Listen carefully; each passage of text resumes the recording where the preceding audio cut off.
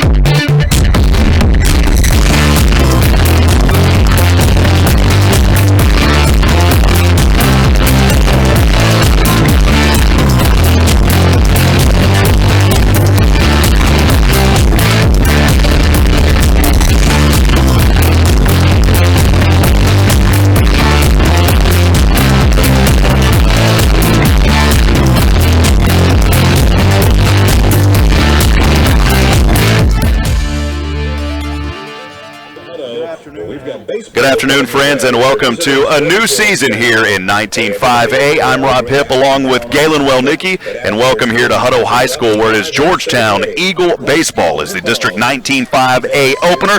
Originally, it was scheduled at Georgetown. There was a little miscommunication there on the scheduling, though, and so we are live here at Hutto, Texas. Again, thanks for joining us, and welcome to our new two-camera angle system as well.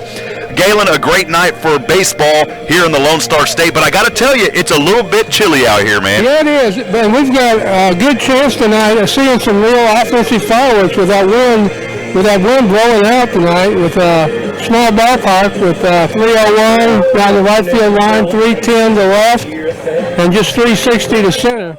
We got a chance of some things going out over the right field wall. Yeah, and I think you brought up a great point with just the wind here tonight, and I didn't have a chance to look at the weather here as this is our first broadcast using all this new equipment, so it's going to take us a little while to get a little bit familiar with the setup and everything like that. But Galen, good to have you up here tonight. You know, Matt Leschman had been up here in the booth with me for the past several years, and now it's good to have the legend himself, Mr. Galen Wellnicki. Is it okay if I call you the legend? No. Well, we appreciate it. Well, quickly, we'll go over some game notes here. First pitch is scheduled tonight for 7 p.m. We're right now at 6:53 p.m. Hutto tonight, 5-8-1 overall, wearing orange and white. They're coached by new head coach Joshua. My mind just went blank, Galen. Mine did too. It's Colvin, Joshua Colvin. Yeah, beg your pardon there. In 2017, Gerald was 12-16. And I beg your pardon, Hutto 12-16. In 2017, they were 8-9 in 19-5A. They did not make the playoffs. And earlier last year, Hutto lost both those games to Georgetown. So Georgetown, you know, it's kind of a rivalry renewed here, Galen, if you will, with Georgetown and Hutto. And we'll see what things happen here in this season so far. Well, as far as the players to watch for Hutto, number 20, Gage Bame, averaging .433.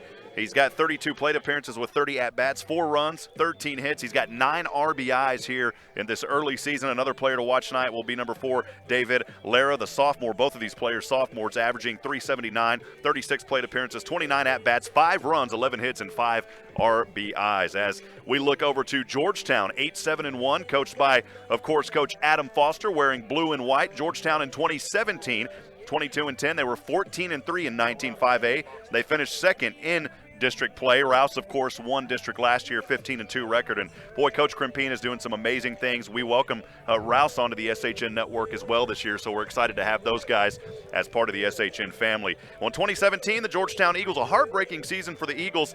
They were 22-10, 14-3 in district, again finishing in that second place, but they lost in the first round to Tomball. That was the sweat match where Matt Leschman and I were out there for those games and literally thought we were going to pass out. The heat was right on us, and Georgetown won the first game 5-4, but then lost the second and third respectively 6-5 and 3-0. And then in 2016, Georgetown lost in that regional qualifier 3-1 to Alamo Heights, and they had their powerhouse pitcher there for Alamo Heights. I haven't kept up with that young man, and I have no idea where he's at. I haven't either. Well, Georgetown averaging .320, on base percentage at .453. They've got 6 home runs in the season early, 66 stolen bases. So the Georgetown Eagles will continue their stealing ways that we have seen so often under Coach Adam Foster. And that's just amazing to think here in the early season, 66 stolen bases. The ERA for the Georgetown pitchers altogether 3.56. 344. The players to watch for Georgetown will be number 23, Cole Moore. He's hitting .413 averaging this season, 53 plate appearances on 46 at-bats, 4 runs. He's got 19 hits and 10 RBIs. Number 6, Ryan Neitch, another player that we'll keep our eyes on this season, averaging .311, 61 plate appearances, 45 at-bats, 18 runs, 14 hits. He's also got 6 RBIs. And then also, we'll keep our eyes as well tonight on number 12, Jackson Seosin, averaging .441, 50 plate appearances, 34 at-bats, 11 runs, 15 hits, and 6 RBIs. Galen, it's going to be an exciting night of baseball. And, man, like I said earlier, good to have you up here with us. You're going to be with me all season long, and looking forward to a new broadcast partner. I'm going to miss Matt, but, I'm glad to have you here, my friend. It's great to be here. Well, Nathan Hitt running camera for us tonight. We appreciate the fine work of Nathan and also our new field cam out there. Of course, we can't be on the field during the broadcast, but we want to send a special thanks to David England doing some great work for us as well. And as you can see there on your camera, standing at home plate right now is the manager, Jared, alongside Coach Adam Foster. And Jared is just a tremendous blessing to this Georgetown community. He brings so much energy and passion. And as we were talking earlier, Georgetown wearing yellow jerseys, they'll have that for the first 3 games to honor Madison, who tragically passed away from cancer early on. And she is just a tremendous blessing as well to Georgetown. And so our heartfelt prayers go out to Madison and her family. She just left a tremendous legacy here at Georgetown High School. We're going to step away. We'll take a quick break. Don't go anywhere, folks. Georgetown Eagle baseball. First pitch here in about 3 minutes. We'll be right back. You're listening and watching on the SHNSports.com broadcast network.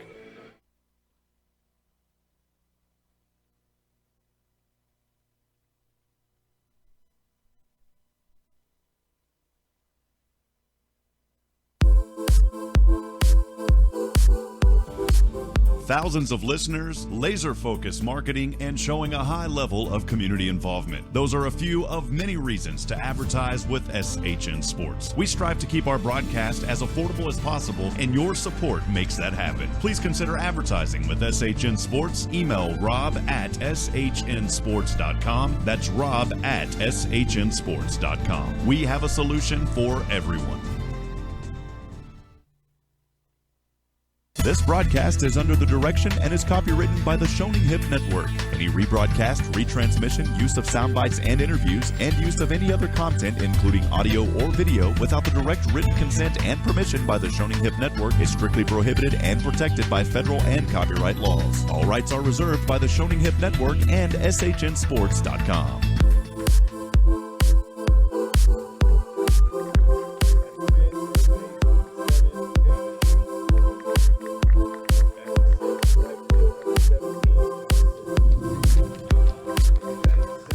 Welcome back into the broadcast booth. I'm Rob Hipp alongside Galen Wellnicki. Colby Smith here as well, helping us out tonight as our technical director. Appreciate Cole being here as well.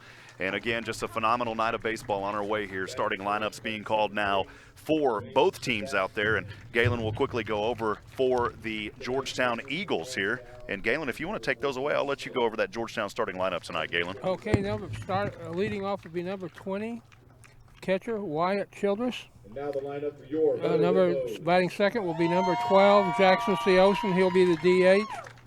He'll be DHing for the pitcher, Grayson Smith, number 14. Number 10, Cole Moore will be number 23. First baseman will be batting third. Ryan Neitch will be batting, number 6 will be batting fourth in center field. Jeffrey David, number 7, will be at third base. Noah Thompson, number 17, will be in right field. Hunter Savarese, number 25, will be in left field. Number 5, Cole Posey, will be at shortstop. And Luke Seebeck will be at second base, number 8. Thank you, Galen. For the home team, Hutto Hippos tonight. Starting out and leading off will be the shortstop, number 2, Kyler Curlin. At third base will be number 7, Tyler Kelly. At first base will be number 17, George Boehm. That may be Gage Boehm. Yeah. I think that's Gage Boehm. Sorry about that there, Galen. Number 8, Ricky Graham, playing right field. You're another person that's fell victim to my bad handwriting. That's all right. The right fielder, number 8, Ricky Graham. The catcher, number 5, Luke Bannister. David Lotta, playing center field. Number 6, the center fielder, David Lotta. Number 14, Robert Minshew. The left fielder will be number 14, Robert Minshew. The pitcher tonight, number 4, Kevin Rosengren. And at second base, number 11, Joel Azua. So again, 1, 2, and 3, Kyler Curlin, Tyler Kelly, and Gage Bame. At the 3, 4, and 5 will be Ricky Graham, Luke Bannister, David Lutter, and then the final 3, Robert Minshew, Kevin Rosengren, and Joel Azula. Well, beautiful night here for baseball in Central Texas, and we are excited for this first edition here, the first game. We'll send it over now to the national anthem. Georgetown Eagle baseball will continue after this.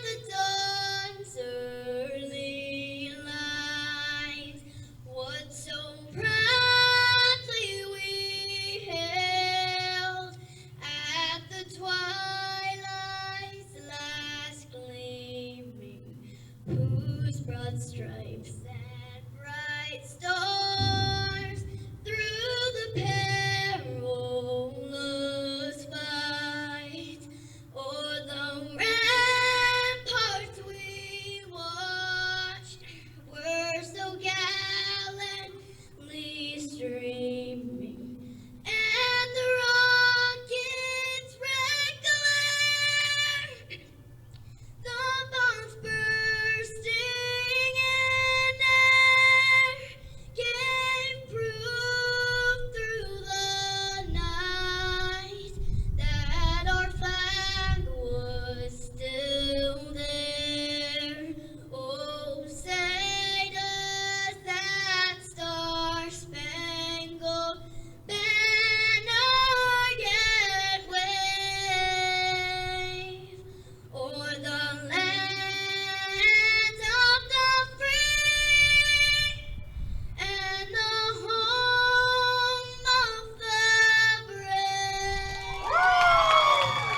beautiful singing of our country's national anthem as Jared down on the field giving a high five to the umpires as he heads back over. And ladies and gentlemen, welcome to District 19 5A opener. First pitch coming here around 7:03 in the evening. Welcome into the broadcast. I'm Rob Hipp with Galen Wellnicki.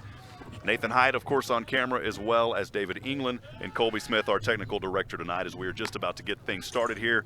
Galen there on the mound warming up is the pitcher for Hutto, number 4, Kevin Rosengren. So, you know, you got to watch a lot of Georgetown baseball last year.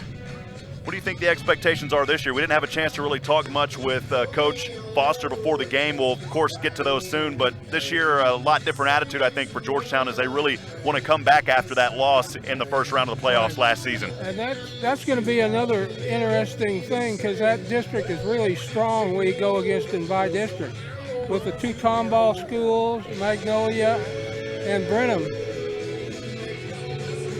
Yeah, I talked to Coach Foster about the pitcher we were facing tonight, Rosengren, and he said he pitched against us last year, and he's primarily a breaking ball pitcher. Well, yeah, and you talked about, you know, there's going to be some district realignment going on, but of course not happening right now. We'll see that in football season. But then this year in the UIL, a little shakeup here in this area because we'll have a completely different district for football, and then all the other sports will have their own district as well. Right. Tell us a little bit about that shakeup, Galen. Well, the basic district, other than football,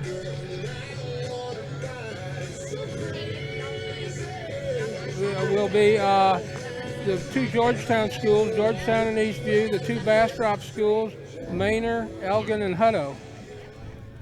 And we'll see what happens. Well, we're just now about to get things rolling here at 7:05. The first pitch underway. Georgetown will be at bat first.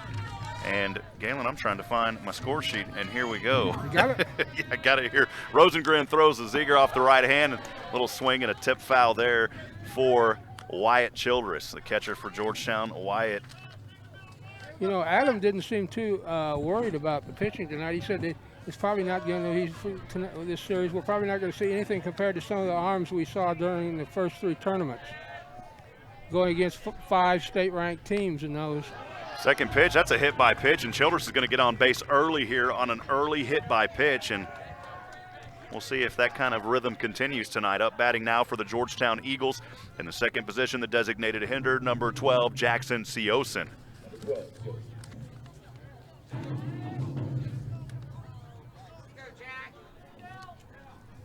Jackson Seosin, a right-handed hitter for the Georgetown Eagles, of course. Saw him quite a bit last year on the mound, and good to see him out here tonight in that bunt position trying to do a sac bunt. Georgetown is right there, folks, going to take their stolen base, the first one of the game coming early, and that'll move Childress in scoring position on second base now. One thing about it, Adam is going to run.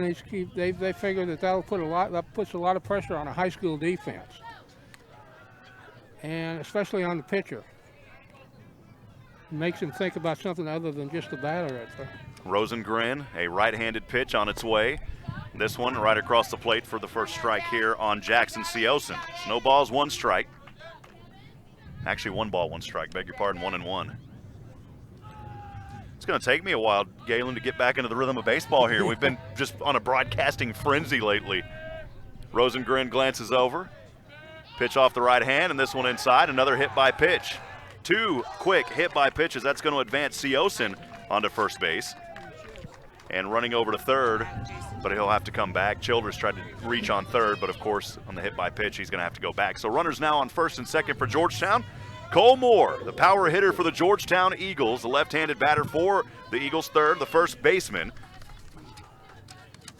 Go Cole Moore. Go Cole Moore.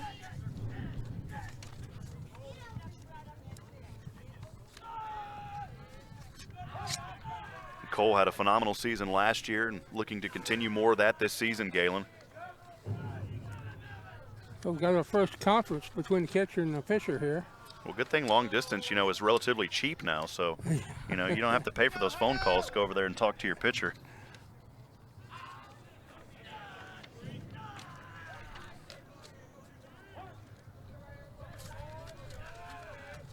And we kind of got started on a quick whim here. Pitch on its way. That one's going to catch the corner on the outside for an early strike. Cole Moore 0-1.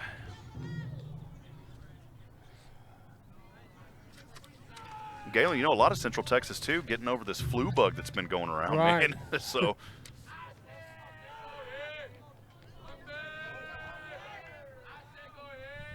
right-handed pitch on its way. This one too far on the outside, even count at 1-1. I think a lot of families are just like us. They played tag with the flu all winter. Yeah, and out there at second base, Seosin, Childress was trying to take off, and the 2 Hutto players there, your shortstop and second baseman, ran into each other. That could have been an easy out. A little mishap down there, and luckily Childress able to get back on that second base. So getting here in the top of the first. Georgetown with 2 runners on, first and second. Pitch on its way off the right hand. This one is going to go out to center field, and this should be caught out there by the center fieldman, and it is. Georgetown runner going to advance. Childress is going to get over to third in time, and that will advance Seosin over to second. So I guess you call that a sac fly by Cole Moore. It's really under the rules. It's not a sacrifice fly. It's just a fly ball. The only sacrifice fly is when you get a score run with it. So that was out there by the center fielder.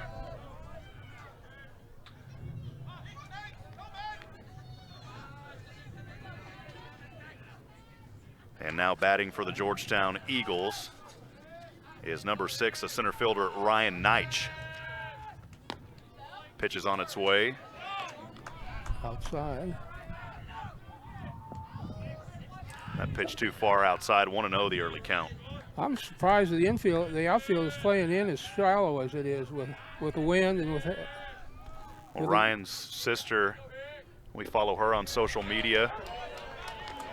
And Christina having a liver transplant that was successful, so just wanted to shout out to the Neitch family. We always appreciate them, and great news to hear that that transplant was successful for his older sister.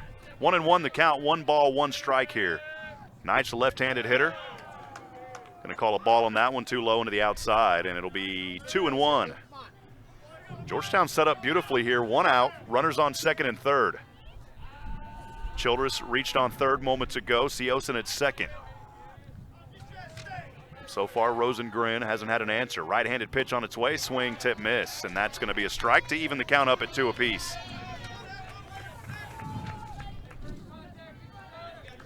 Ryan Neitsch played 16 games early on in this season, 61 plate appearances, now his 62nd at bat 45 times.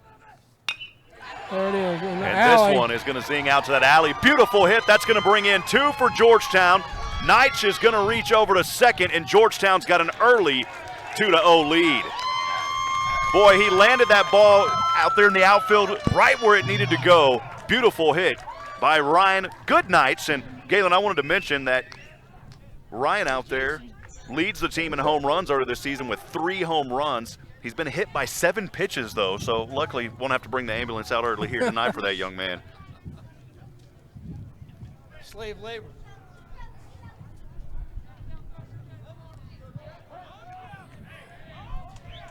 Batting for Georgetown now, the third baseman, number 7, Jeffrey David.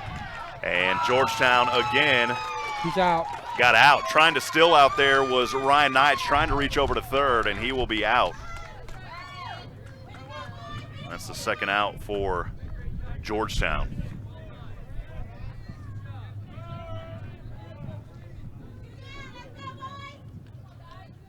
Jeffrey David on an 0-1 count. This one a little bit too high. They're going to call that a ball. 1-1 even count.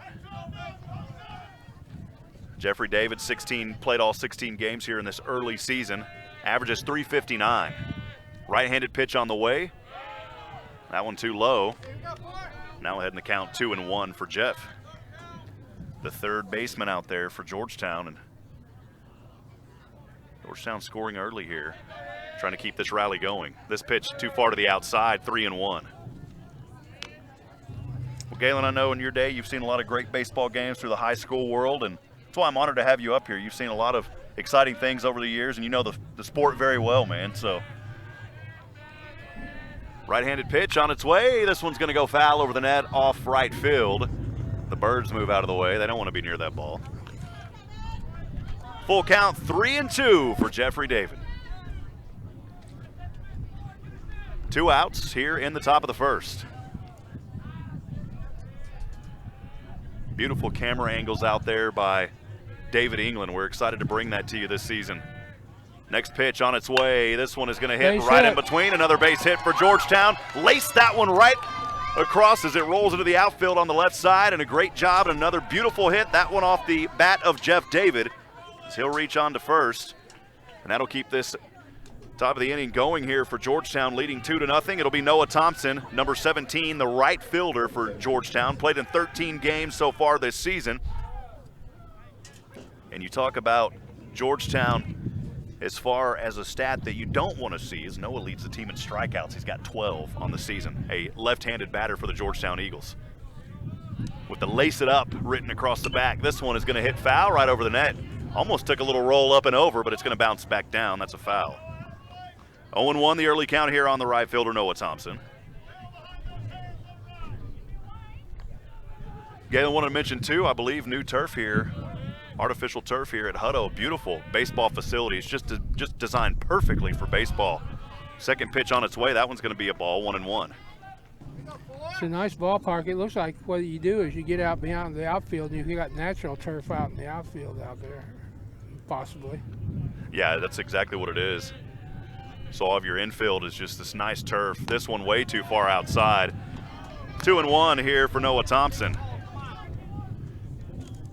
We're still not out of the cold yet either. You know, I'm glad I brought a pullover here. Colby next to me, he's in shorts, but he can handle it. He's got plenty of fur on him. Second pitch, and Georgetown is going to try to steal over to second. Did he reach in time? No, they're going to call him out late. So Jeff David trying to reach out there, and he will be out for the 3 outs for Georgetown. And Noah Thompson will be up to bat on that? Yes, he'll be up next. So he'll be back up next as that one got a foul on him, but Georgetown not able to complete it. But at the top of the first, we're halfway through one. Georgetown leads 2-0. We'll take a quick break. Don't go anywhere, folks. Georgetown Eagle Baseball on the SHNSports.com broadcast network will continue after this. Thousands of listeners, laser-focused marketing, and showing a high level of community involvement. Those are a few of many reasons to advertise with SHN Sports. We strive to keep our broadcast as affordable as possible, and your support makes that happen. Please consider advertising with SHN Sports. Email rob@shnsports.com. That's rob@shnsports.com. We have a solution for everyone.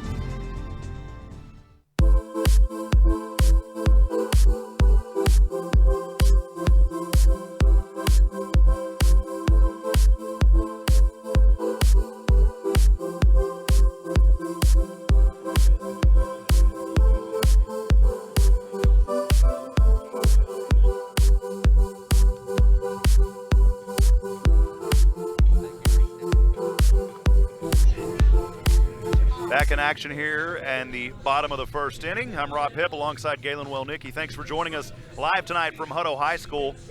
At the first time batting tonight for the Hutto Hippos, as we talked about earlier. Leading off will be the shortstop, number 2, Kyler Curlin. Batting second will be the third baseman, number 7, Tyler Kelly.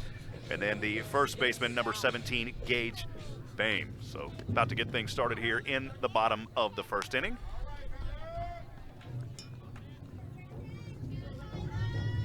Of course, out there slinging them for Georgetown will be number 14, Grayson Smith.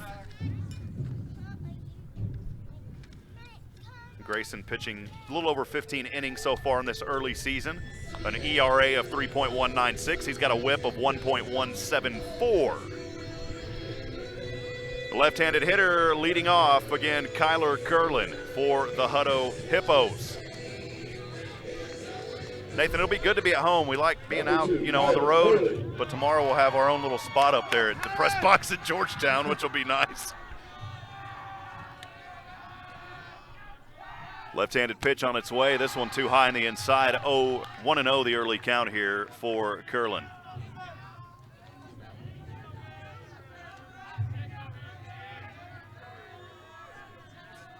Grayson winds up. This one too far inside. 2-0 the early count.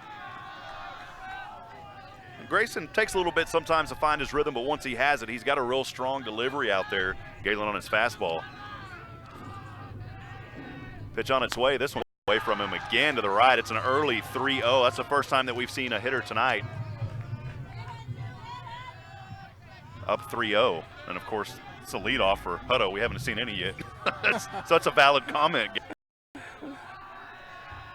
Winds up here. The pitch on its way, and this one right across the plate, 3-1. See, now Curlin's got his options now. He can kind of sit around here and see what is going to be thrown his way. Grayson kicks up that left leg, right-handed pitch, pulls back, got him on 2, and now we've got a full count at 3-2. So he was down in the hole early there on 3 balls, and Grayson finding his way out of it now on a full count at 3-2. In the bottom of the second, Georgetown leading. Playing defense now. Kicks up by Grayson. Right-handed delivery. Swing and a miss. Got him. Beautiful pitch. And boy, you got to give Grayson Smith some credit there as he was in that 3-0 hole, but he was able to work out of it. 3 straight strikes. And got him swinging on that one, Galen. Beautiful pitching early. We need to see more of that all season. And we will. Another left-handed hitter here for Hutto. The third baseman, number 7, Tyler Kelly. You can't miss his bat out there. It's neon green. Pitch on its way off the right hand. This one too far inside on the fastball. 1-0 the early count. You won't mind if he goes 3-0 on every batter as long as he gets 3 straight strikes after the 3-0. Yeah, I wouldn't complain about it. Makes the game a little longer. Grayson standing just to the right of the base. Pitch on its way. This one, boy, he clipped that corner. Got him. From here, look close. The ump's going to give him the strike, 1-1.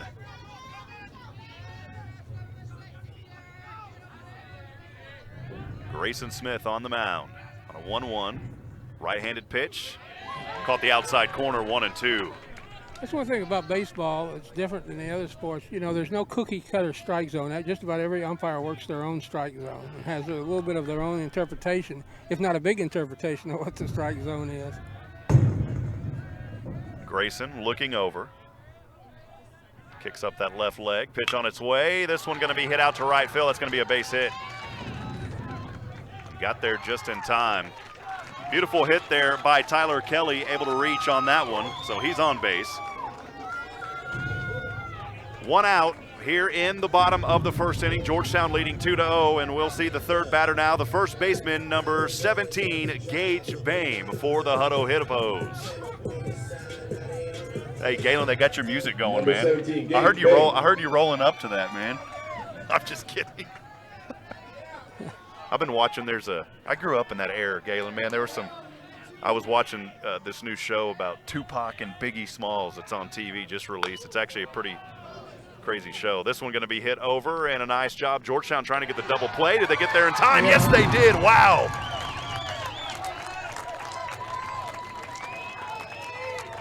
Is that a little 5-4-3 action, Galen? That was. Wow. Georgetown getting the 2 on a 5-4-3.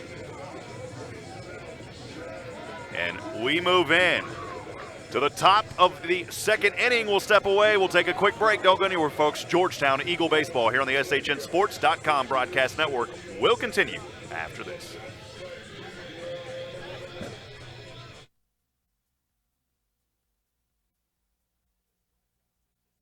Is under the direction and is copywritten by the Hipp Network. Any rebroadcast, retransmission, use of sound bites and interviews, and use of any other content, including audio or video, without the direct written consent and permission by the Hipp Network is strictly prohibited and protected by federal and copyright laws. All rights are reserved by the Hipp Network and SHNSports.com.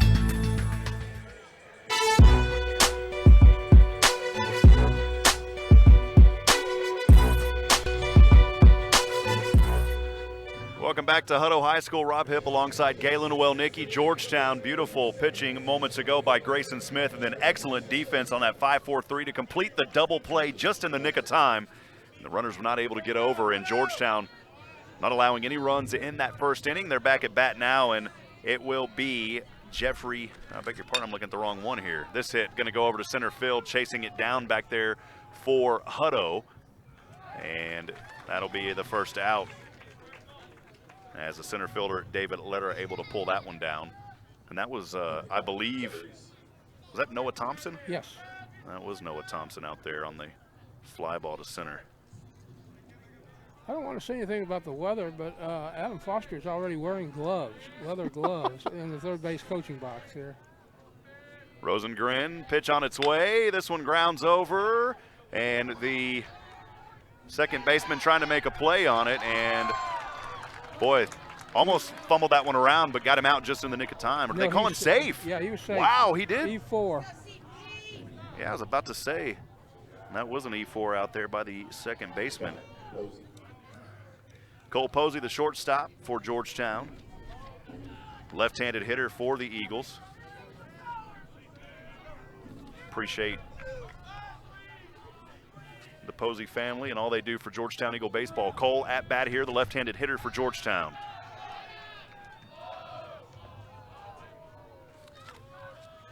The wind took away my score sheet. Appreciate it, Cole. Thank you. That's why tomorrow will be fun. We'll be back, in our little cozy quarters. One out here, Cole. Pitch on its way. This one across the plate as he looked at it. It's a strike, 0-1. Runner on first for the Georgetown Eagles. Is Hunter Savosi out there for the Eagles. Right-handed pitch to Cole. This one too close in the inside. Even count at 1 apiece.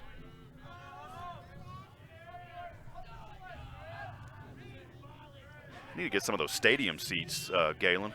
Yeah, with the backs on them. I've got one, but I left it at home. He'll be going to Elgin with us, though. Delivery here, caught the corner. 1-2. We're going to Elgin Thursday evening.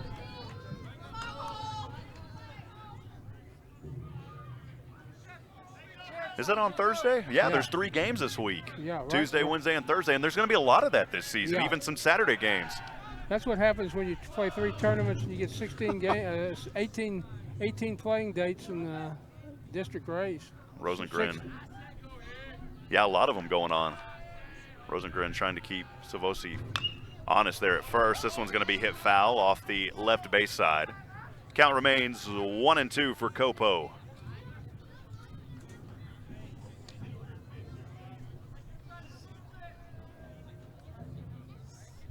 Georgetown leading here again in the top of the second, 2-0.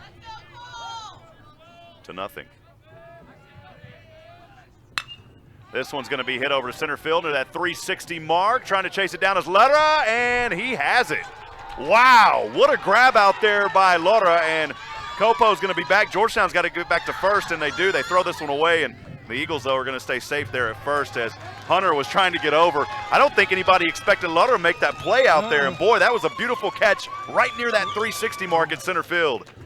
He didn't have much breathing room between him and the wall either when he made that catch. And the second out for Georgetown now at the bottom of the lineup will be the second baseman, number 8, Luke Seaback.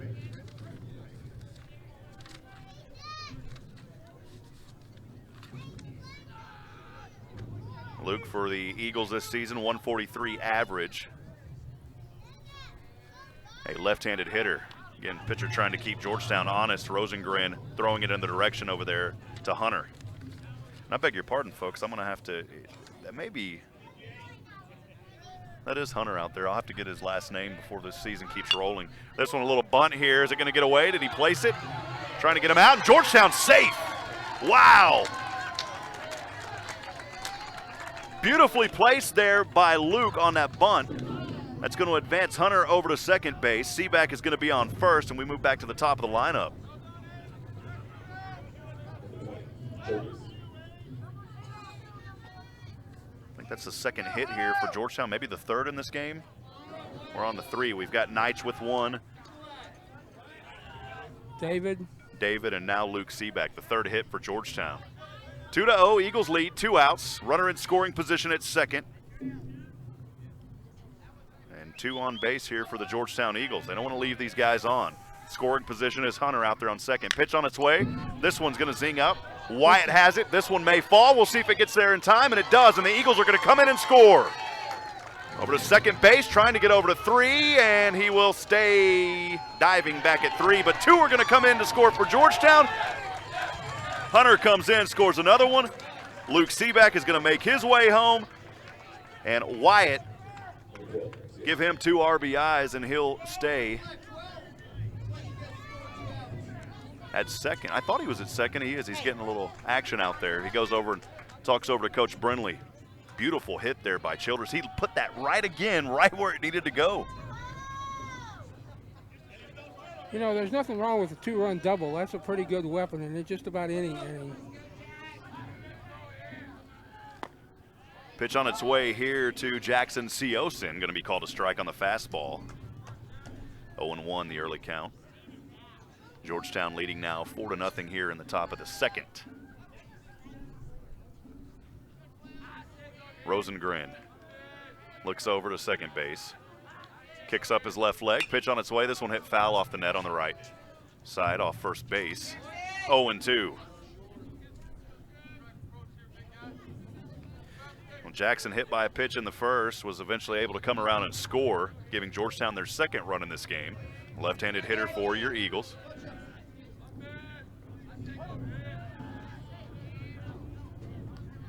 Rosengren looks back over to second again. Pitch on its way. This one wide and out. First ball, 1-2. Good eye right there by Jackson Seosin.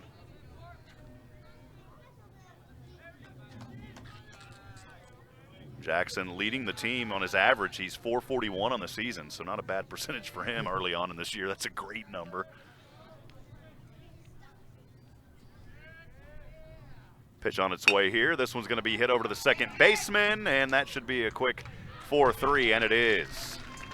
Little 4-3 action there as Seosin getting the out. Georgetown, though, looking good here. Halfway through 2, 4-0. Georgetown leading. We'll take a quick break. Don't go anywhere. Georgetown Eagle Baseball on the SHNSports.com broadcast network will continue in a few moments.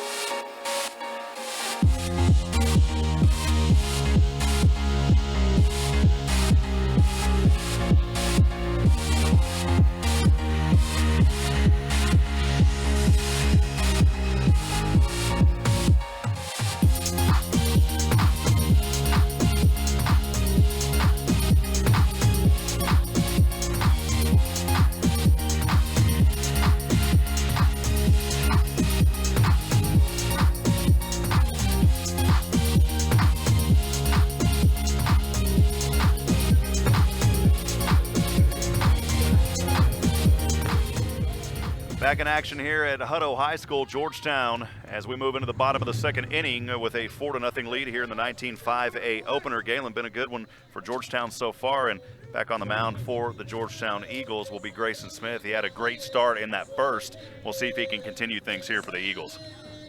Looked like he was finding his groove there near the end of the inning, and then he got that good defensive play.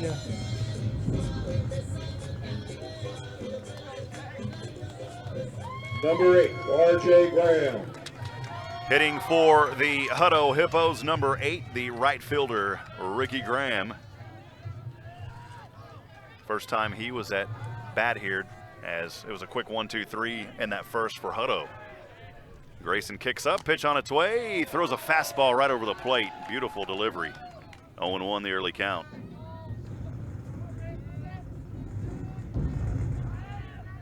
Grayson winds up, standing to the right of that base there on the mound from our angle. Right-handed pitch, this one too close on the inside, even count, 1 ball, 1 strike. Well, he struck out Curlin in the first, the leadoff. Kelly was out in the second, and then for that second out, and then a 5-4-3 got Bain out. Right-handed pitch, this one almost clipped the corner, but they're gonna call it a ball, 2-1. I'm not sure with Kelly. He singled. He did single, but he was left out there on that 5-4-3 play, right. Yeah. So just 1 hit allowed here early for Grayson. Pitch on its way. This one right across the corner of the plate on the inside, even at 2 apiece. I think this guy, just watching him so far, I think he's kind of a low ball umpire.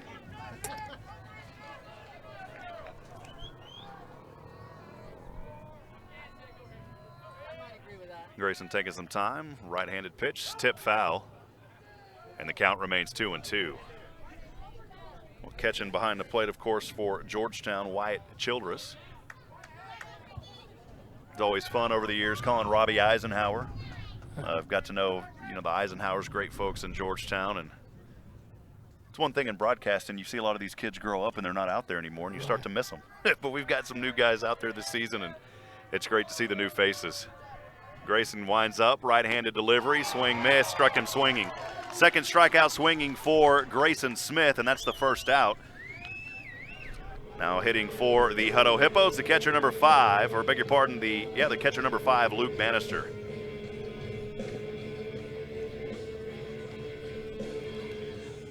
Number 5, Luke Bannister. Left-handed hitter for the Hutto Hippos, standing in that box. Is that right? Am I saying that right? Yeah, he's a right-handed. He's a right-handed hitter. Yeah. I keep saying left because I'm confused.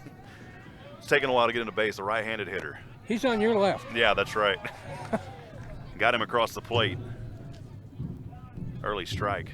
Yeah, I wanted to make sure I corrected myself on that. I've been calling all these hitters left-handed hitters, and they're not. Galen, you're supposed to pop me over here, man. I'm trying to be polite. Matt would have already knocked me up the head, so, That'd be a pretty good shot from Arizona. He's probably listening right now, critiquing. I'll get his feedback after the game. Kick up pitch off the right. Well, this one's going to ground over to the second baseman. Catching his glove, 4-3 action. He's out at first. Beautiful play there. Standard play, pretty routine. Hey, the defense looks good so far. Of course, I've now jinxed it, but. Yeah, way to go. Luke Seaback, of course, out there playing in that second base. Cole Moore at first, and they have played together for quite some time, and that's the routine plays that you should get them out on. And Georgetown, you don't see a lot of errors out there on the field by those two young men. Right-handed hitter David Letter, the center fielder, number 6. This pitch a little, no, it's not. He's wearing number 1. He changed, apparently. Is that David, or do they bring in another hitter? No, that's him. Huh. When they announced him, he was wearing number 1. Okay. I took a double take when he ran out to center field, but 1 ball, no strikes. Delivery here. This one's going to ground foul over to the left to our third base side. Count even at 1 apiece, 1-1. 2 outs here. Georgetown leads 4-0 in the bottom of the second. Galen. It's not like basketball. You don't get a technical foul for wearing the wrong jersey number. Grayson kicks up that left leg. Pitch on its way. Pulls back. This one's going to be a ball. 2-1 on the fastball.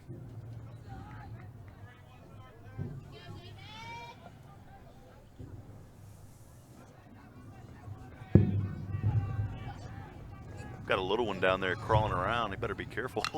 This one's going to ground over to the third baseman, trying to get him at first, and It's a foul ball. it went foul. I was about to say, yeah, he threw it over there, and it was a foul ball. Count it 2-2. He's going to jump down and jump right on top of the field, Mike. Got a little guy standing on the bench down there.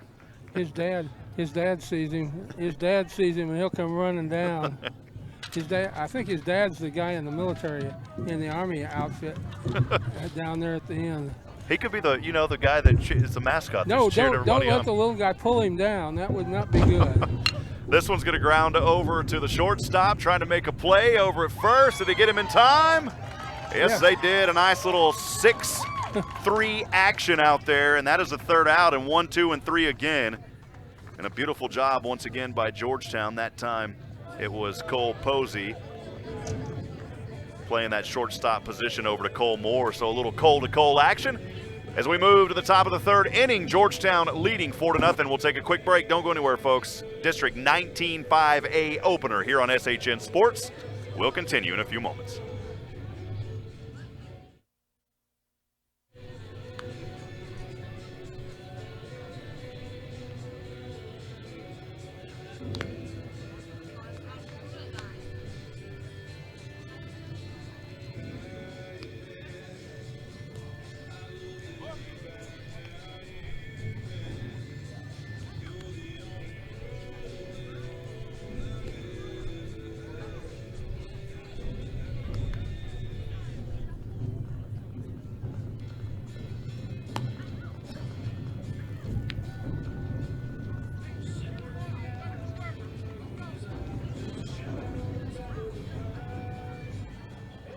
Back in action here at the top of the third inning. Georgetown leading 4-0.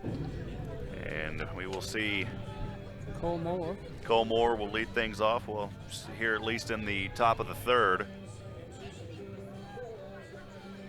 Cole Moore 0 for 1 tonight. He hit one out to center field. He is a left-handed hitter. Yes. See, Galen, it just takes me a while to get back into baseball, man. You know, baseball is one of those sports, though, that you learn fast. I didn't grow up watching a lot of baseball. In fact, my first baseball game I ever called was 2 years ago.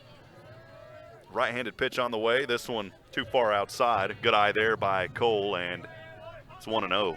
I grew up in Southern California, and you start playing baseball. When I was a kid, in the 50s, you started playing baseball when you were about 6 and played it every day, all day, especially during summer. Right-handed pitch on the way. This one is going to hit over to the power alley at 345. The third baseman trying to get under it, and he has it. And Cole goes 0 for 2 now as that one caught there right just in front of the power alley. That's 345 on that left power alley. Center at 360 in the right alley here at Hutto at 341. Then your left and right at 310 and 301. First out for Georgetown, Ryan Knights, the center fielder. Number 6, right-handed hitter for Georgetown. He had Georgetown's first hit of the ball game. Tried to steal to third and was out.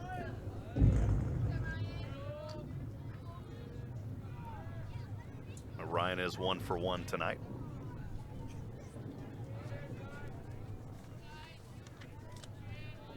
Staggering in the box. This one going to hit foul over to the first base side and now back to the Hutto dugout. Early count on Ryan is 0-1. Right now, the scoreboard has died, if you've noticed out there in the Yeah, outfield. I started thinking, I hope we haven't pulled enough power on that thing. Next pitch on its way. This one got away from him. 1-1 the count, Galen? Yes. Yeah, there's blackout on the scoreboard here now. Everybody's got to get into the first jitters of the game. Swing and a miss here. That's going to be the second strike. 1-2 the count on Ryan Goodnight. And he's not trying to say goodnights. He's trying to get on base here.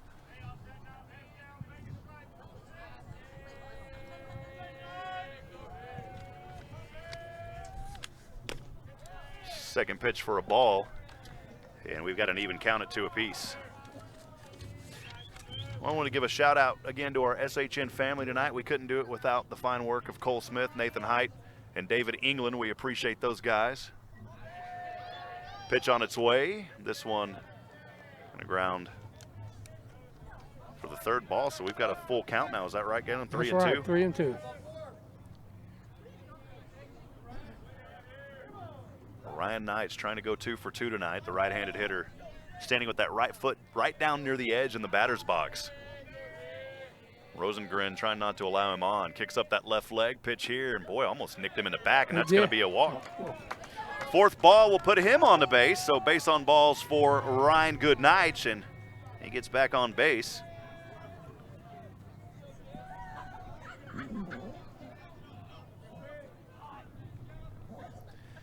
Jeffrey David now hitting for the Georgetown Eagles. He's 1 for 1. Was left on second.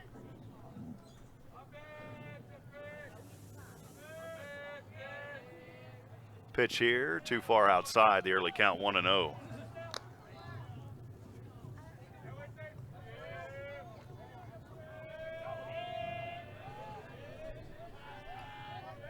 When things start, I didn't even think about it, Galen, when things really start warming up here early in the season, we still have a lot of these cold nights. This pitch going to ground over just out of the reach of the glove of the third baseman, and that will put Jeffrey David on base with a hit. That would have been a hard grab out there by the third baseman. I don't think you throw an E on that, Galen. No. And that will put Ryan Nitsch over on second. So Georgetown getting another hit here. Well, it's time for a 2-run double again. It's the 5th hit, I believe, by Georgetown here in this ball game. Right. Hitting for the Georgetown Eagles now, number 17, the right fielder, Noah Thompson, left-handed. He's trying to bunt this one. It's going to bunt back to the net. Count that as a strike.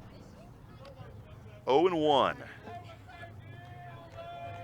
Noah is 0 for 1 here in this ball game. Had a fly out to center field in the second. That was his first at-bat in the second inning.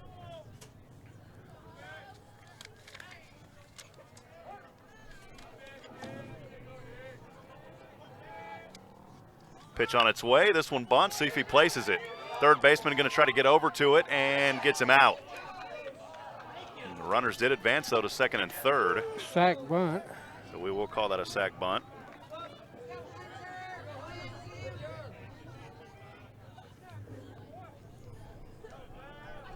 A little 5-3 action, I believe, on that sack bunt, Galen, if I'm correct. That's correct. And that will be the second out of the inning, though. Georgetown, 2 runners in scoring position on second and third. Ryan Nitsch at second, Jeffrey David. I beg your pardon, Nitsch at third, David at second. Hunter's going to swing here in an early strike, 0-1.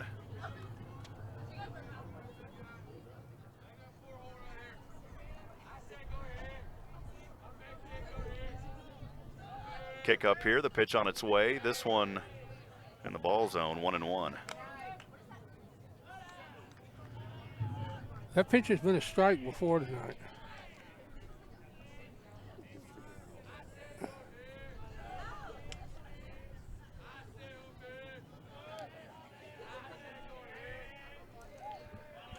Pitch on its way to Hunter. This one going to hit over to the shortstop. And boy, he makes a little error out there. Did he get on base?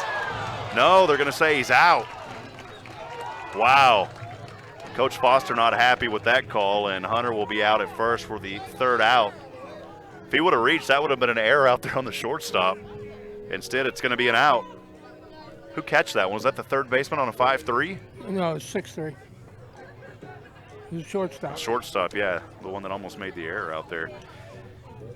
Well, halfway through 3, the score Georgetown 4, Hutto nothing. Georgetown leaving 2 out there on base. That's not what you wanted to see in that inning. We'll take a quick break as we move to the bottom of the third. Georgetown Eagle baseball continues in a few moments.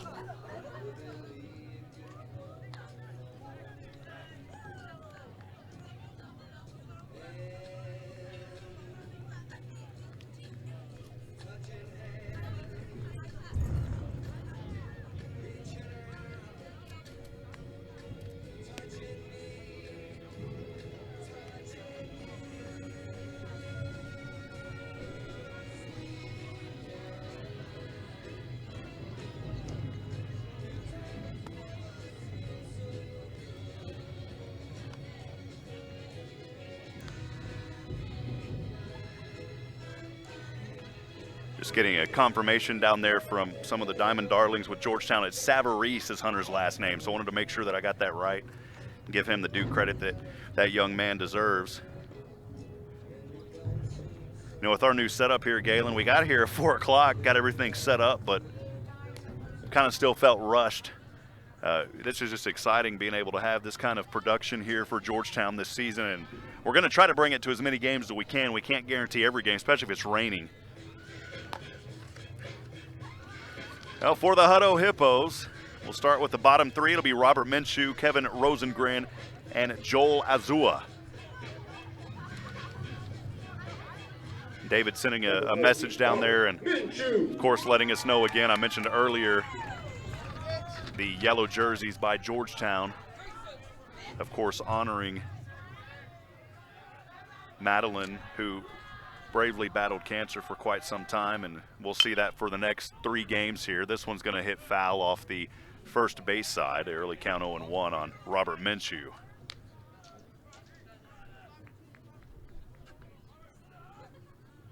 Actually, I think David sent me that message a long time ago. My phone just now catching up. Smith still out there on the mound.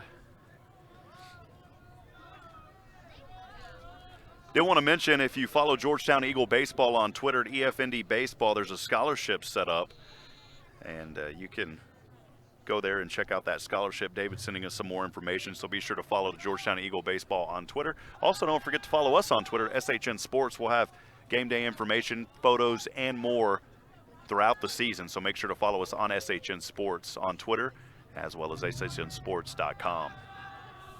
4-0 the score here in the bottom of the third. Hutto nobody on. 0-1 count on Minshew. Right-handed delivery. Too low and outside. Even count 1 apiece. And that scholarship, by the way, is for Madeline. So it's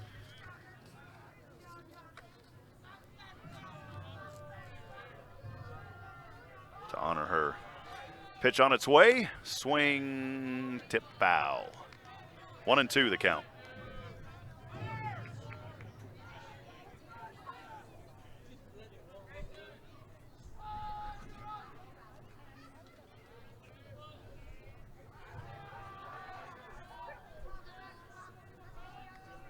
Grayson kicks up, right-handed delivery, swing and a miss, got him swinging, and that is the 3rd strike swinging now for Grayson Smith.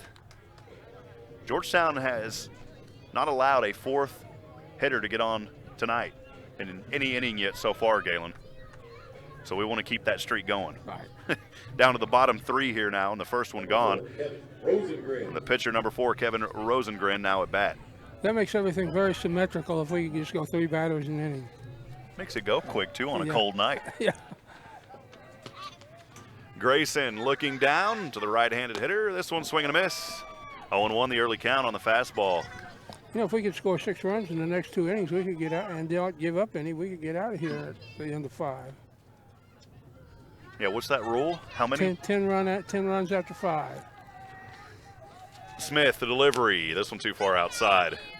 1-1, 1 ball, 1 strike, even count.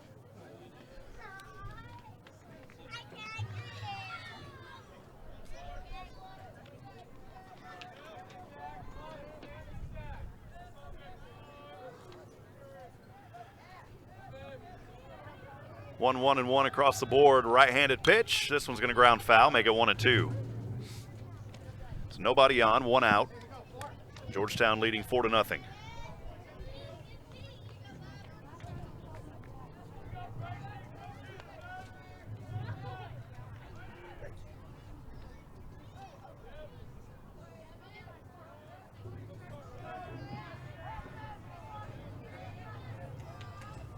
Nathan getting a jacket. That's great. Cousin bringing him a jacket, so we appreciate Nathan's cousin coming up here. We'll have to get Nathan an SHN jacket, man. Last hit was a foul tip. 1-2 the count remains. Doesn't he realize, though, he's wearing an orange jacket when we're playing Hutto? If Cole's over there freezing or not, man. He is. We'll have to also get some SHN health insurance, I guess. Grayson Smith, pitch on its way, swing and a miss. They call that on a swing and a miss? Yep. Again, back-to-back strikeouts swinging. On the bottom of the lineup, Joel Azua will get his first time at bat tonight. The second baseman wearing number 11, a right-handed hitter for the Hutto Hippos. Joel Azua. Maybe some heat coming out of that monitor, Cole. You can warm your hands up. Grayson kicks up that left leg. Pitch on its way. Grounds up. Grayson going to have an opportunity on a little one action. And did he get there in time? He got him. Beautiful play out there as Grayson Smith throwing it over to his first baseman, Cole Moore. Little 1-3 action out there. And just like that, 1, 2, and 3. We'll keep things rolling. We move up to the top of the fourth inning. Don't go anywhere, folks. Georgetown Eagle baseball here on the District 19 5A opener. We'll continue after this.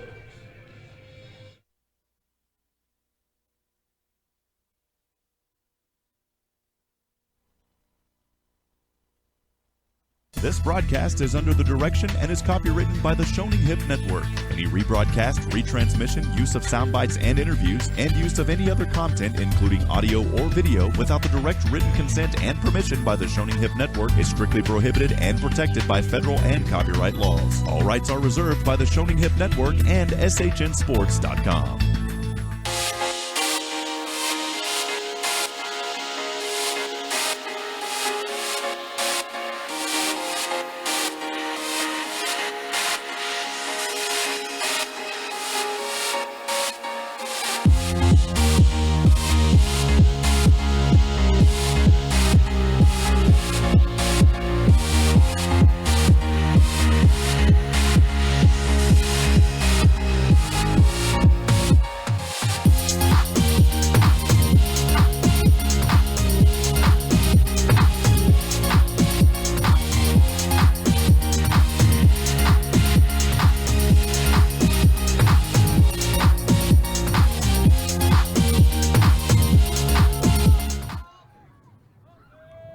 Back in action here. This one's going to hit over to right field off the bat of Georgetown. Is that Cole Posey? Yeah. And it is Cole. And Cole's going to have this one. He's trying to go for a triple. And Cole is going to go down to third base. Beautifully hit over to that right field side. And Cole reaches to third. Wow. Pretty good opposite field poke. Started saying poke. I started thinking about Pokey Joe's barbecue. I'm getting hungry, man. Don't be doing that, Galen. Hey, Thursday when we go to Elgin, we can go eat at the Southside Market. Or there's two good barbecue places actually in Elgin.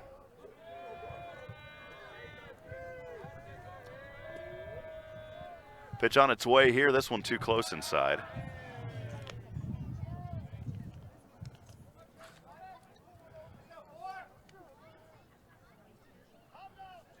We got three doubles. We're doubling our pleasure tonight. Luke Seaback hitting here. He had a hit in the second, was able to come around and score eventually. Second pitch to him is a ball. The count 2-0. Trying to figure out how to work this mechanical pencil, Galen. Man, I need to go back to school. They don't have any directions with it? I mean, how do you get this thing to work? Look at this. Pitch on its way. This one's going to be hit over to right field. It should be caught by the right fielder, and it is. Georgetown going to try to come in and score, and he will. Sliding in, scoring for the Georgetown Eagles.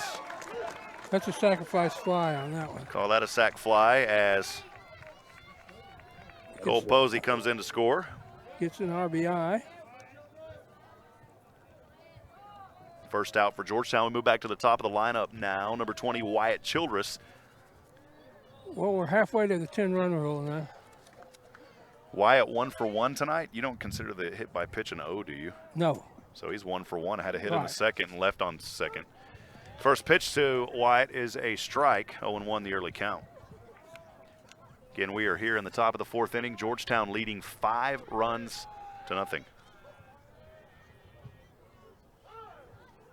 Time is called here.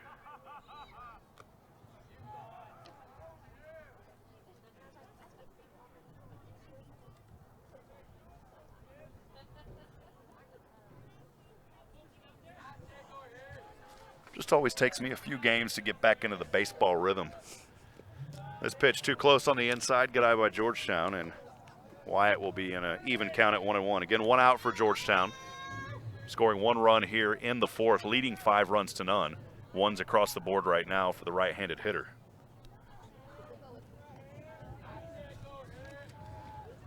Right-handed pitch on the way to Childress. This one too high. Pitcher behind now, 2-1. Out there throwing those balls, of course, is Kevin Rosengren, still on the mound. For Hutto. Delivery, this one too far out.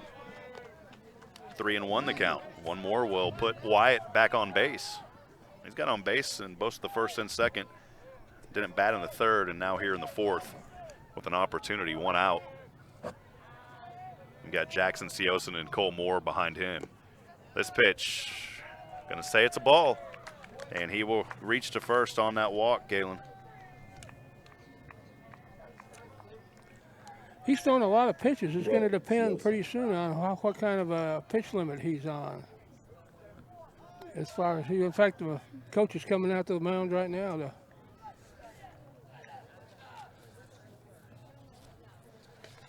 He hasn't been effective. Yeah, Rosengren tonight been struggling for Hutto, and they'll talk things over. I'm not sure who do they have lined up behind him.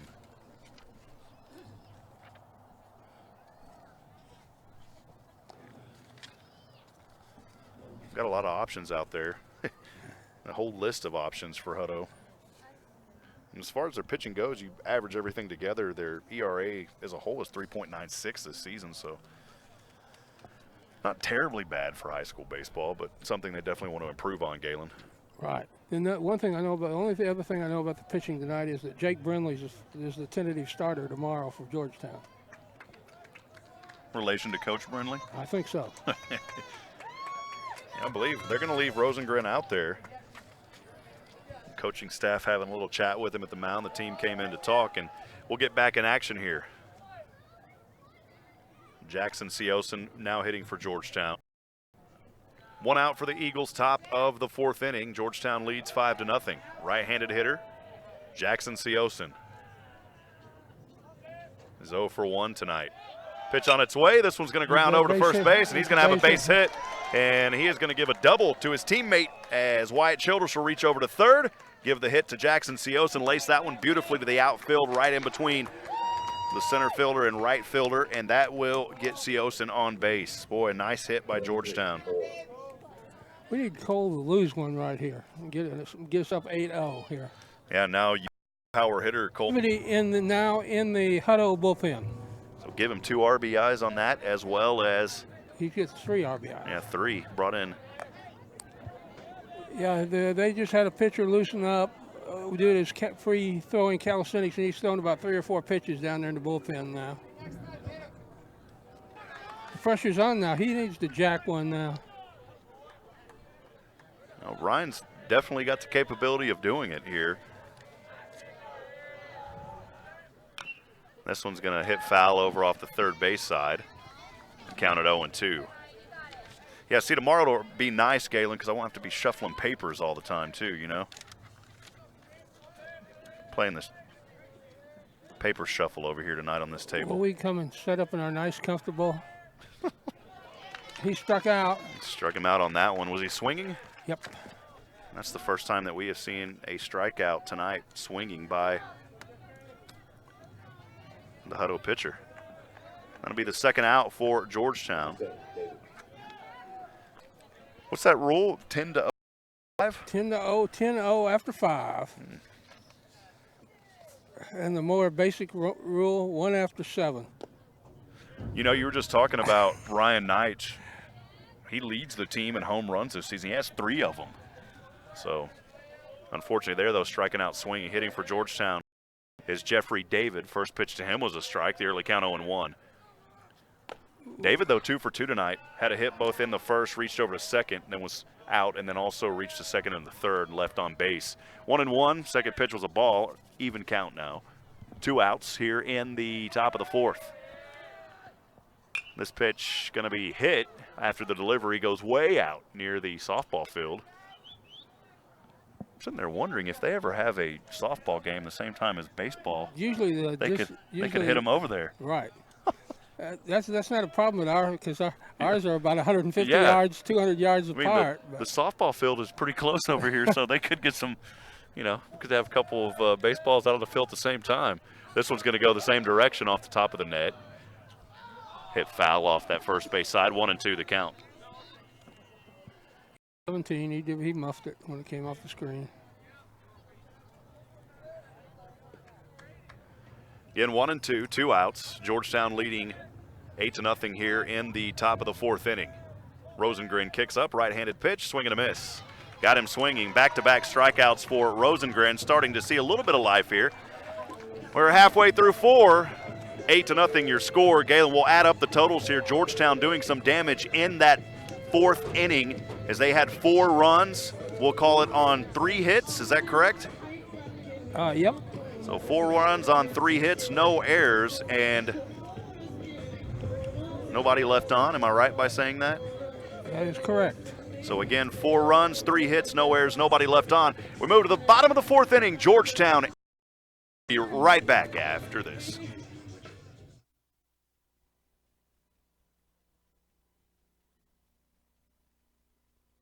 Hey friends, Rob Hipp here, Director of Operations with SHN Sports. Need a friendly reminder of upcoming broadcasts? We have a simple solution. Join the SHN VIP list today. Stay up to date with upcoming broadcasts, events, and other exclusive content. Visit shnsports.com/VIP. That's shnsports.com/VIP.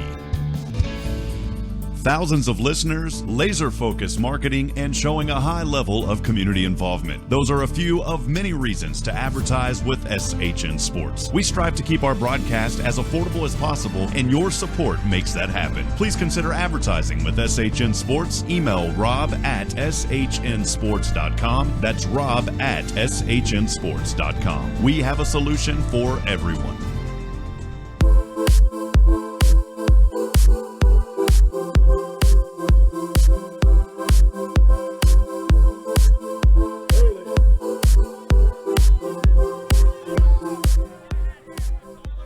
Back in action here, bottom of the fourth inning. Grayson Smith still pitching out there for Georgetown. We move back to the top of the lineup here in the fourth for Hutto. Kyler Curlin, the shortstop, going to hit this one foul off the third base side. Early count 0-1.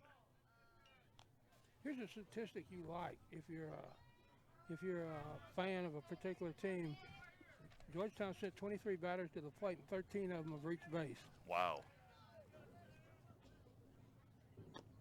This pitch a little close inside, off the brim of the hat of Curlin. 0-2. What was that again, Galen? How many? 23 batters, 13 have reached base. Wow. Can't complain about and that. And another thing you like, if you count hit by pitches and walks, we've got 16 total bases already in the game. Swing and a miss on that one. Beautiful pitch by Grayson Smith on the fastball. 1-2 the count. So you can't argue with the stats on. No. Especially the Galen Wellnicki certified official stats. The stat master. That's why we got you, Galen. Kick up, right-handed pitch. This one's going to go foul over to the dugout of Hutto. Thank goodness for that brick wall right there, because that would not have been nice. 1-2, the count remains. People would have been bailing if that brick wall hadn't been there. And now the wind needs to settle down. It's getting a little rambunctious. I just heard it in the mic. Again, 1-2 the count, no outs, nobody on here in the bottom of the fourth inning. The catcher, Luke Bannister, goes to talk things over. Or not Luke Bannister, I'm all over the place tonight. And the catcher, Wyatt Childress, goes to talk things over with Grayson. Grayson getting the call. Standing to the right of the mound, kicks up, right-handed delivery. This one across, struck him out looking. That's the first one we've seen strike looking tonight. Galen, first out here in the top of the fourth. And can Georgetown continue their 1-2-3 ways? We'll see. Well, he struck out 3 of the last 4 batters he's faced, so I think he's finding his rhythm pretty good right now. Now hitting for the Hutto Hippos, right-handed batter. The third baseman, number 7, Tyler Kelly. Tyler 1 for 1 tonight. Had a hit, reached to first, but was out, left stranded. First pitch on the fastball, beautiful strike, 0-1. In fact, he has the only hit for the Hippos.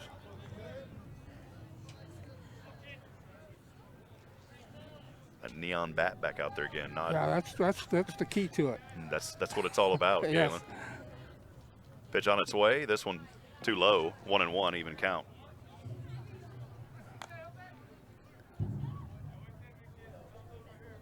Who says substance is the most important thing? You know, if you got the neon bat, you know. There's a bat when I was a kid called a bongo bat. It's a huge bat. That's the only thing I could ever hit a ball with because the brim of it was like 8 inches.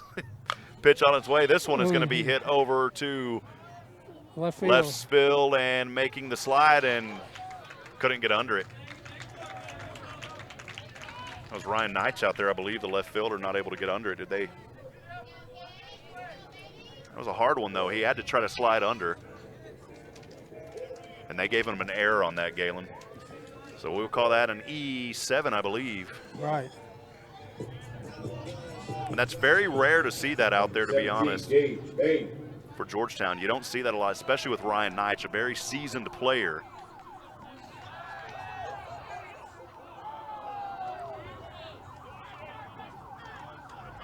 Kelly will reach to first on that E7. Hitting for the Hutto Hippos now, third in the lineup, Gage Bame, the first baseman, number 17. He was out on a 5-4-3 in the first. As Grayson trying to keep the runner honest there at first. If you've noticed, the third and fourth batters for Hutto have not missed many meals. They're pretty good-sized kids.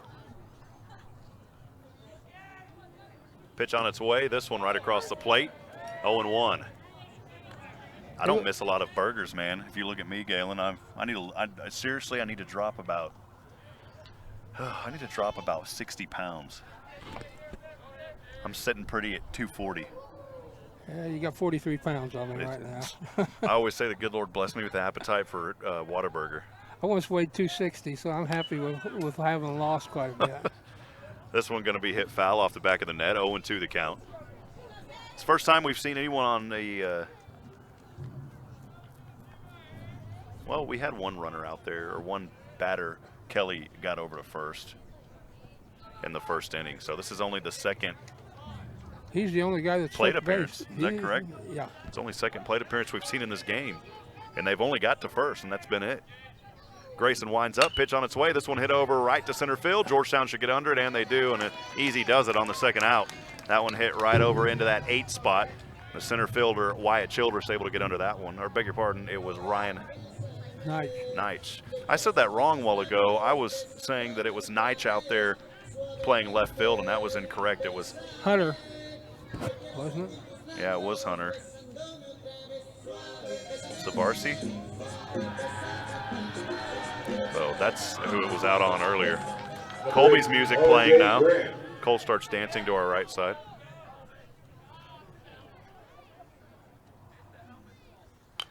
This one going to be hit off the back of the net by Rick Graham, the right fielder.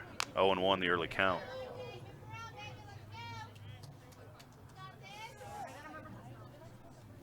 Yeah, so I guess that's where I'm seeing that. Ryan used to play in left field, and that's what I was confused from last year. And now Ryan's moved over to center field, and Saversi's taken over there at left. The order still stays the same here. Again, Grayson trying to keep the runner honest at first, trying to pick him off. He's safe. 0-1 the count, 2 outs here in the bottom of the fourth. Georgetown leading 8-0. Well, you try to put your center fielder needs to be the outfielder you feel can cover the most territory, because he's the commander out there. He can control he controls the outfield. Any ball he thinks he can get, that's his ball. Well, Georgetown able to, no, the runner was safe, they say. That was a questionable strike also, to be honest. That was really inside. And, we'll have a replay next year. We'll go to the casinos up in Oklahoma. I'll gamble Cole's paycheck and see if we can win the big bucks. And if we do, we'll get that replay system. I think Cole said that's all right. 0-2, 2 outs, pitch on its way. This one does hit the Rick Graham hit by pitch, so he'll move over to first. That's going to move Kelly over to second. Georgetown starting to lose a little grip here as they've got that 8-0 commanding lead here in the bottom of the fourth. So hit by pitch is Ricky Graham. And, on a night like tonight when it's cold and you get hit by a pitch, it stings. Yes, stings it does. anyways. Yes. But especially on a night like tonight. Luke Bannister now hitting for the Hutto Hippos. He's the catcher, number 5. 0 for 1 tonight. He was out on a 4-3 in the second. 5, Luke Bannister. That's one of those nights where you can feel the seams through your uniform when they hit you, when it hits you with a rotation on it.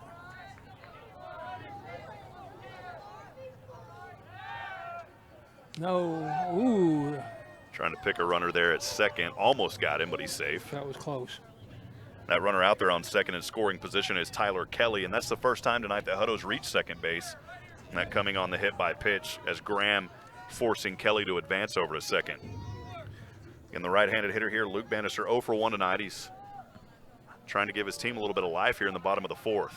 Grayson checks over his right shoulder.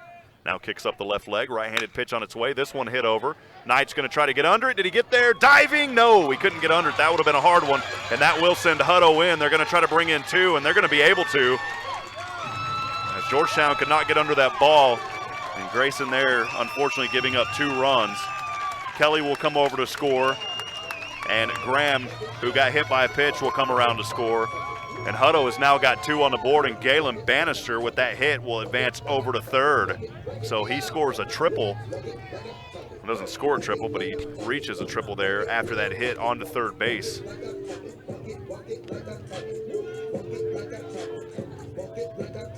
And that is the first or second hit of the night by Hutto. And they're able to score 2 runs on that hit, Galen. 8-2 the score, bottom of the fourth, 1 out away. Georgetown trying to get out of here.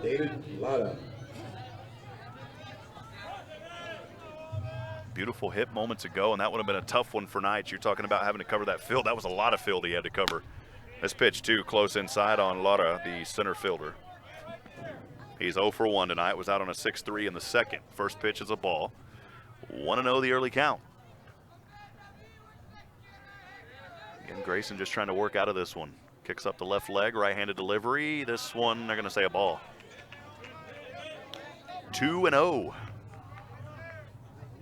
Well, your 10-run rule ain't going to work tonight, Galen. Well, it might. We could still score 4 runs in the top of the fifth. Georgetown's got to hold things together, though. Yeah, we got to keep this guy from scoring here from third. Pitch on its way. This one high and out. Now we got a 3-0 count. Well, we saw Grayson earlier in a 3-0 count. He was able to work his way out of it, and that was the first hitter of the night, leading off Kyler Curlin. And after he was I believe he was 3-0, if I'm not mistaken. It was one of those runners tonight. Yeah, it was, and he was able to work out of that. Pitch on its way. This one across the plate for a strike, 3-1. Tell you, if he walks this, and I imagine we'll see some action down in our bullpen. 3-1, 2 outs. Georgetown leads 8-2, but Hutto, the runner in scoring position on the third, and this runner's going to walk, and now we've got runners in the corners. The fourth one there, reached on first. Base on balls, and now we've got Lutter at first. Brinley's coming to the mound. Coach Brinley going to talk things over with his pitcher and catcher. So again, runners on first and third. We've got Lutter, who just reached base on balls on first after the walk. Bannister on third. Due up is number 14, the left fielder, Robert Minshew. He struck out swinging in the previous inning. Well, the 1-2-3 rallies for Georgetown stopped as 3 innings in a row they were able to go 1-2-3. And here in the fourth, things have slowed down and Georgetown has lost their rhythm. Hutto has found their rhythm.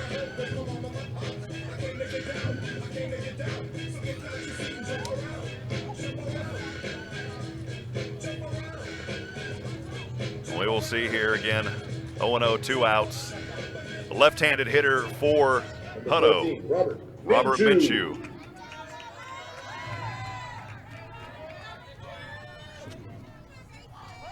Colby trying to get us on camera dancing there, but he just missed out. Pitch on its way. This one across the plate. No, they're going to stay low. You know, early on, those were being called. Galen hit strikes. Yep. He's become a higher umpire. He heard you from up here. Yeah. You know, I think our voice echoes off this little net right here back onto the field. Probably not. 1-0, 2 outs. Pitch on its way by Smith. This one's going to be hit over to right field. Georgetown can't get under it. That's going to score another run. Another hit for Hutto. Georgetown can't even get the ball out there in center field, and runners are going to stay at 2 and 3. So coming around home on the hit will be Bannister. Lara is going to advance over to third, and Minshew is going to make his way to 2. And Hutto is going to score another run. They have now scored 3 runs here in this inning. 8-3 the score, and Kevin Rosengren now hitting the pitcher number 4. He struck out swinging in the 3rd. I don't know how they'll score it, but that should be both a hit and an error because he went to second base on the misplay out in the outfield. I don't think they scored it that way, but. Swing and a miss there. Cole just sending us some information for Georgetown that they've got one in the dugout warming up. I'll get his information here in just a few moments.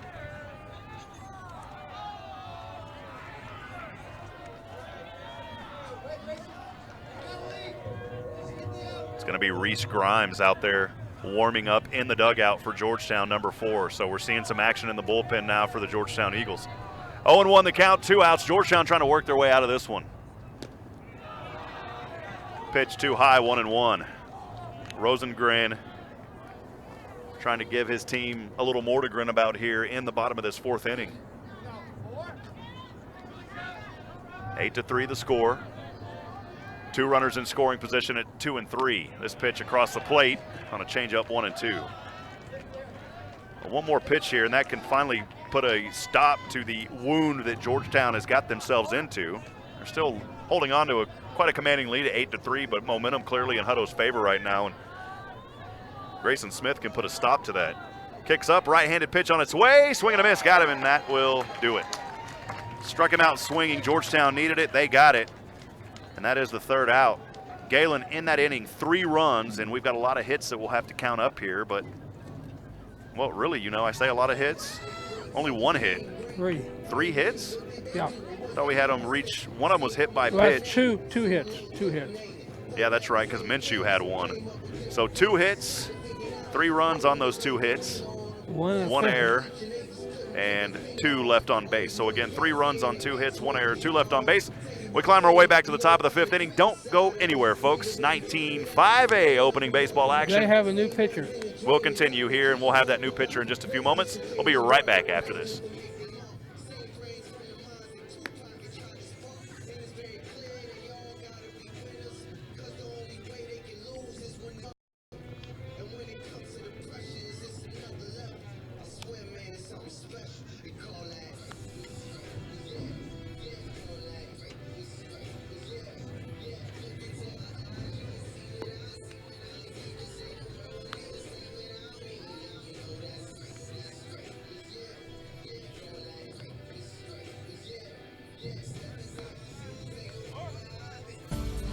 Thousands of listeners, laser-focused marketing, and showing a high level of community involvement. Those are a few of many reasons to advertise with SHN Sports. We strive to keep our broadcast as affordable as possible, and your support makes that happen. Please consider advertising with SHN Sports. Email rob@shnsports.com. That's rob@shnsports.com. We have a solution for everyone.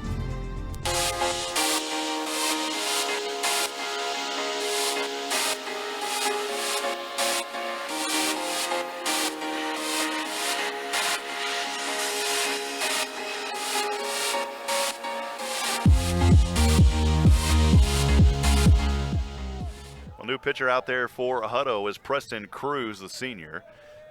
Right-handed pitch on its way to Georgetown. That pitch too far inside as Childress.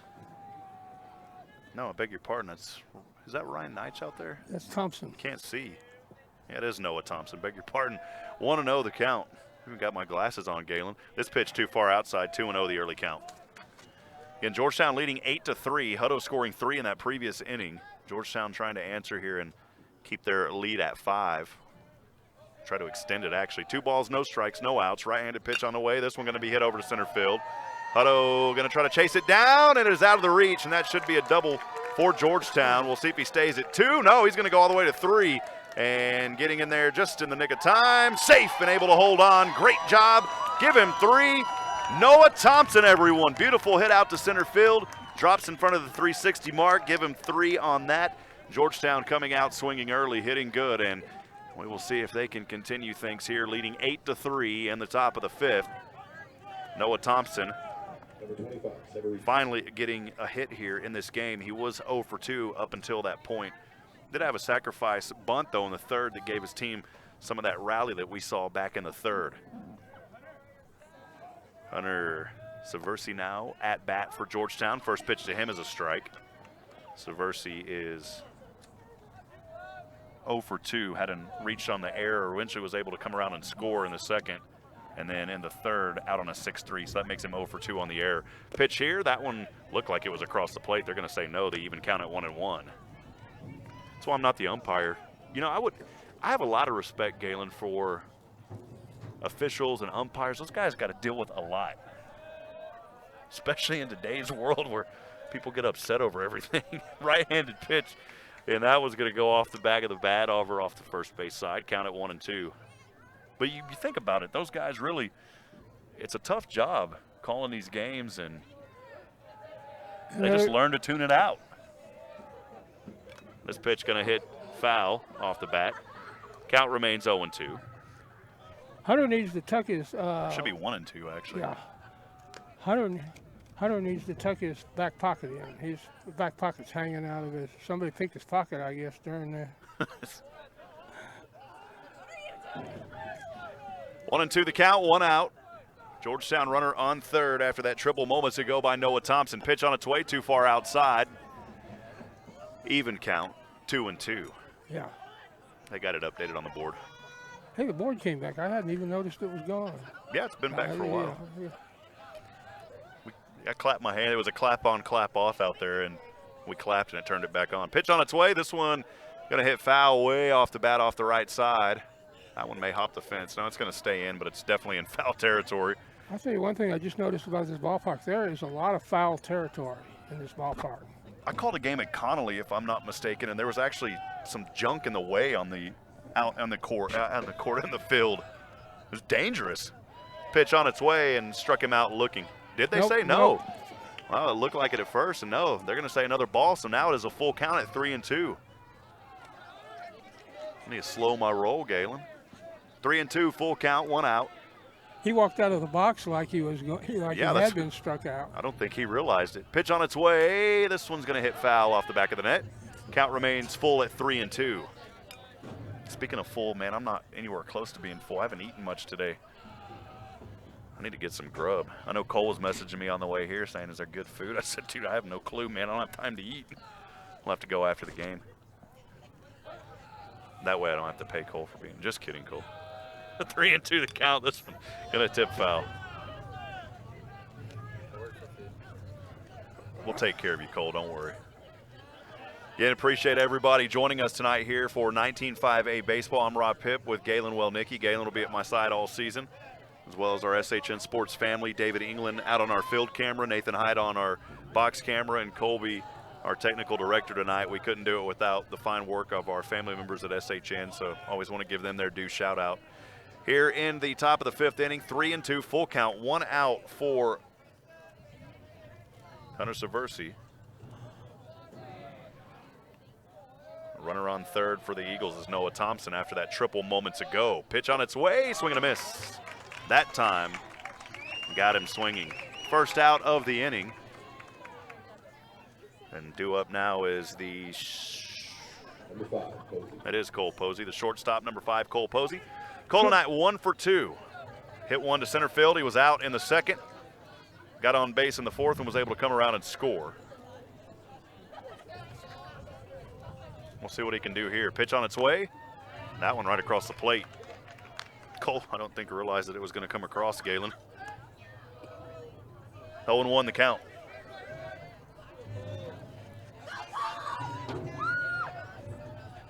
This pitch too low and on the inside. Even count, 1 ball, 1 strike.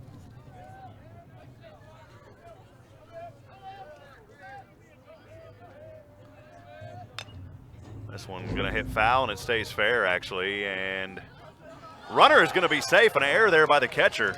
And Georgetown will get in and score. Noah Thompson will score on the error there by the catcher. So he'll score on an E2. And for Georgetown, Cole Posey will advance over to second on the E2. So that won't count as a hit for Cole, but does that count for a hit as Cole? No. Does not. And they may give it to the first baseman on the air because he bounced the throw. Let's see who they gave it to. This pitch. He didn't give it to anybody. Looked kind of high. Did they not give an error on that? They haven't changed the scoreboard. Yeah, well, we'll call it an error here. Yeah. It's definitely an error. Luke Seaback at bat now on the first pitch to him, which looked like a ball really high. Looked like the neckline from here. They're going to call it a ball. Pitch on its way, looking for the bunt. Pulls back on it, second strike. 0-2. Seaback tonight is 1 for 1. Because the sacrifice fly doesn't count as in the bat. Yeah, 1 for 1. Pitch on its way. This one again looks high. They're going to call that one a ball. 1-2.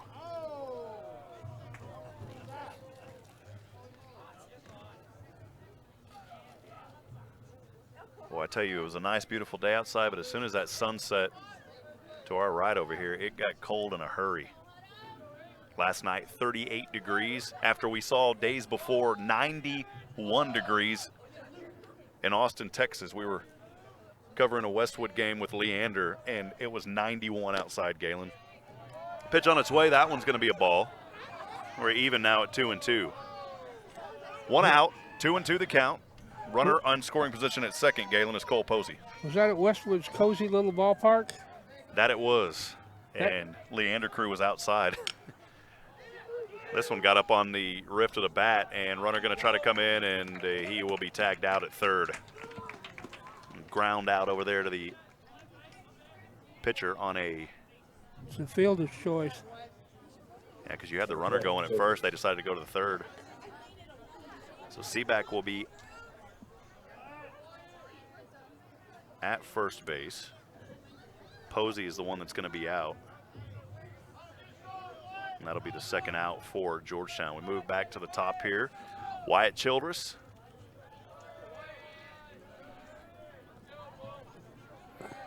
One for 3 tonight. He was hit by a pitch in the first and walked in the fourth. Would that make him 1 for 3? He's 1 for 1. You don't count those, yeah, because there's no errors. Yeah, no 2 walks. A walk and hit batsman, so neither one of those are an official at bat. First delivery's a strike, 0-1, 2 outs. No runners on for Georgetown except at first. This one's going to be laced right to the second baseman. Another fielder's choice. And an FC there on a fielder's choice. Third out for Hutto, and Georgetown not able to advance. In that inning, Galen, 1 run scored on 1 hit.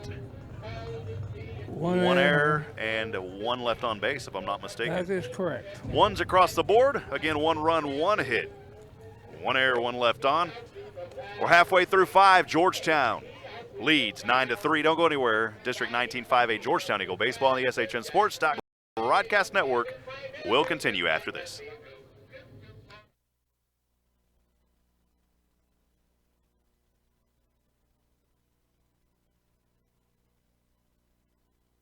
This broadcast is under the direction and is copywritten by the Hipp Network. Any rebroadcast, retransmission, use of sound bites and interviews, and use of any other content, including audio or video, without the direct written consent and permission by the Hipp Network is strictly prohibited and protected by federal and copyright laws. All rights are reserved by the Hipp Network and SHNSports.com.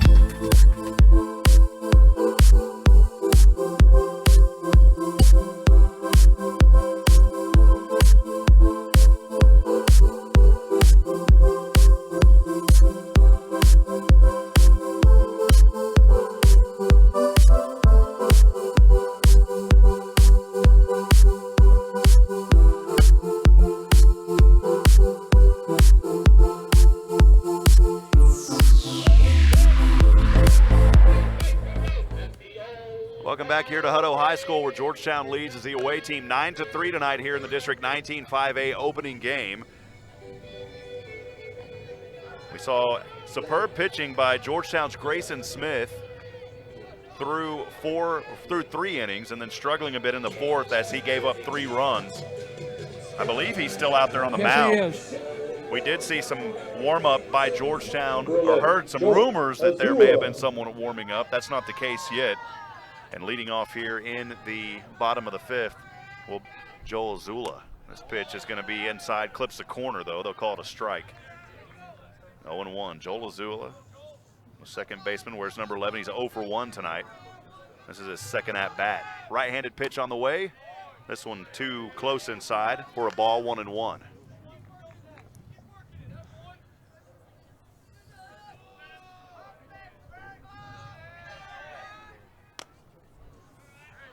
This pitch called a ball, 2-1 the count, Galen.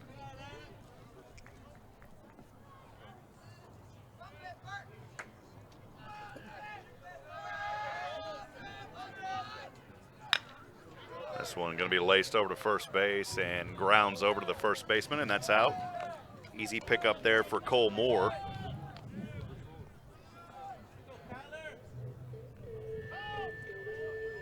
Little grounder over to first base. We'll move back to the top of the lineup. Kyler Curlin tonight, number 2. Struck out swinging in the 1st and looking in the 4th. Right-handed hitter for Hutto. I think 4 is back in the pen for Georgetown. Getting the thumbs up there from David England.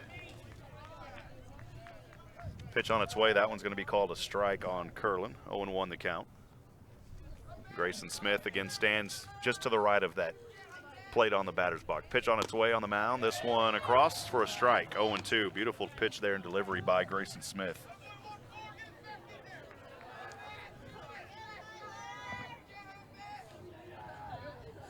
Reese Grimes, number 4, seeing some action in the bullpen for the Eagles. Time called here. 0-2 the count, 1 out. Nobody currently on for Hutto. Again, Georgetown leads 9-3 here in the bottom of the 5th. On a cold Tuesday night.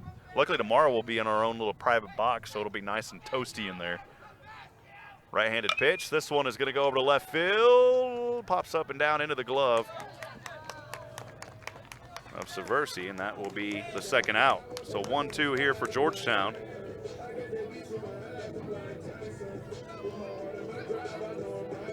That one pops up to the 7th position, the left fielder Seversi. That was convenient. He didn't have to move hardly, except move his glove up. Those are the nice ones. Tyler Kelly now at bat for the Hutto Hippos. He's 0 for 2 tonight. Or beg your pardon, he's 1 for 2. Pitch on its way. This one going to be a ball, 1-0. Had a hit in the 1st, was left on base, and then in the 4th reached on an error, eventually was able to come around and score. Galen again, if I'm wrong on those, you just pop me over here. Right-handed pitch, swing and a miss, or a tip. Actually, they're going to call that a foul tip. 1-1 the count.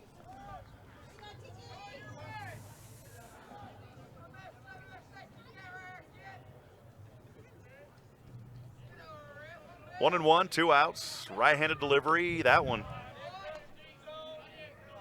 too close inside on Kelly. He had to do a little inchworm, as I call it. The ball wouldn't knock him in the waist. 2-1. We don't want to give him any extra base runners this inning. We want to get him out this inning. Well, this is where the damage started happening last time on that second out. Georgetown giving up 3. Right-handed delivery. Swing and a miss. Got him. No, they say it tipped. No, they got him swinging. What?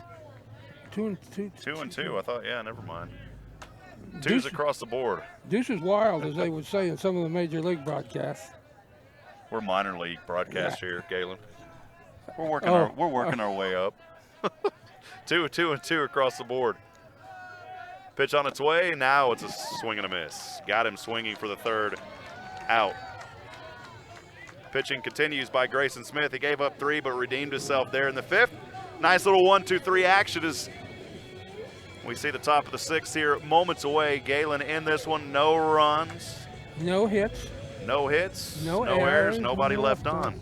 So over. We'll see you back at the top of the 6th. We'll take a quick break. Don't go anywhere. Georgetown Eagle Baseball on the SHNSports.com broadcast network will continue in a few moments.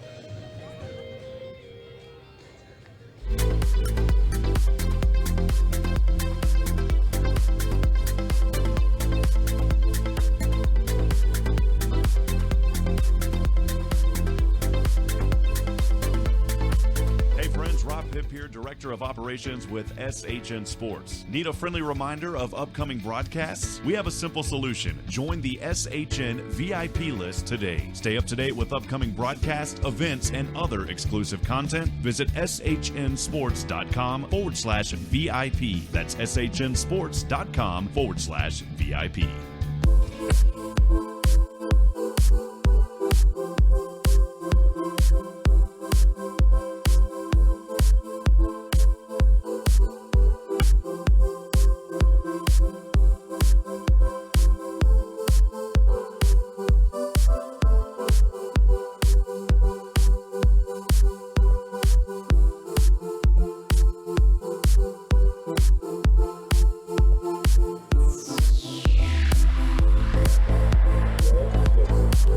Welcome back to Hutto, Texas. Here in the top of the 6th inning, Georgetown leads 9-3. Leading off here in the 6th will be Jackson Siosin, and right out of the gate, he's going to hit one over to the first baseman, and that'll be a quick out for Georgetown. That one went right into the glove. Well, it took a little bounce there, I believe, Galen, and then the first baseman was able to come down, gauge Bame, and make that play. Easy, routine play for the out. Little grounder 3 action out there, I believe. Actually, it was a foul ball. Was it? I didn't catch that. Is he out? No. No, he wasn't. God, that was a totally blown call. Now off the third base side, another foul. Goodness, man, I'm telling you, Galen, it's He must have fielded the bounce in foul territory. I mean, the way he was walking around. Yeah. Well, it's 0-2, so I beg your pardon, folks. We'll get it straight here. Give us a couple of games. The cold kind of, my brain cells slow down. Right-handed delivery here. This one comes down, and it's going to be called a ball. Wisely holding there. 1-2 the count. We still have Preston Cruz out there delivering the pitches off that right hand on the mound. Siosin won a little bit of time. Now steps back into the box. The right-handed hitter. Pitch on its way. Too far outside. Even count, 2 apiece.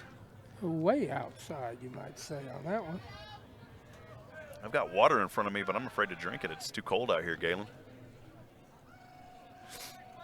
I just had a feeling, I said, I'm going to wear shorts. And I said, no, I better not. Right-handed pitch. Boy, that was a late call, and called him out on a strike 3 looking at it. First out, Cole Moore, the power hitter. We saw what he did just 2 innings ago back in the 4th. 3 RBIs, hit that home run, and brought in 3 runners. Well, including himself. 1 out for Georgetown, nobody on. The left-handed hitter, the power hitter, Cole Moore for the Georgetown Eagles. Pitch on its way, too far outside, 1-0. If they're smart, they might keep him outside, too. Yeah. For a while. Up until that point, Cole was 0-2. He's 1-3, 1 for 3 now. Right-handed pitch, too far outside again.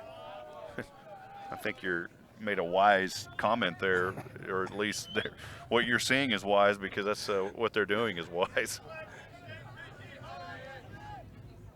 Right-handed pitch, again, too far out. You got to wonder, is he doing this on purpose?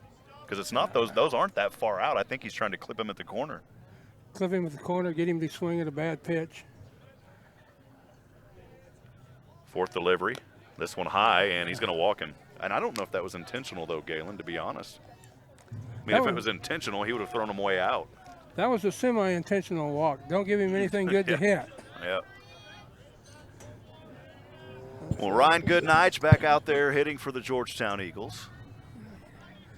I tell you, to hit a couple of those pitches, you'd have to be Vladimir Guerrero or somebody like that.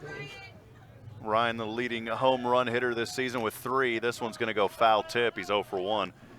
Struck out swinging in the 4th. He is 0 for 2 tonight. I beg your pardon, he's 1 for 2. Had a hit first. 0-1 the count, 1 out. Coach Foster talking things over with the umpire. And Cole next to my right side here, freezing. Nathan with a warm jacket on. Cole looking towards his direction, saying, I wish I had a jacket. Cole said looking towards the food. 1-1 the count, or beg your pardon, 0-1, 1 out. 9-3 the score here in the top of the 6th. Cruz Tried to get Knight, and Knight said, I don't think so. 1-1 to count.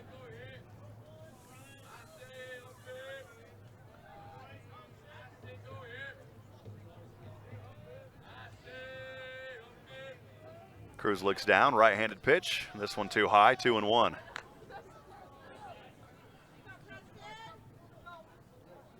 Again, thanks for joining us tonight on the SHNSports.com broadcast network, where we're unveiling our new multi-camera angle system here for Georgetown baseball, trying to bring it to you as professional as possible here. This one's going to be hit foul off the tip of the bat, over off the first base side. Count it 2-2.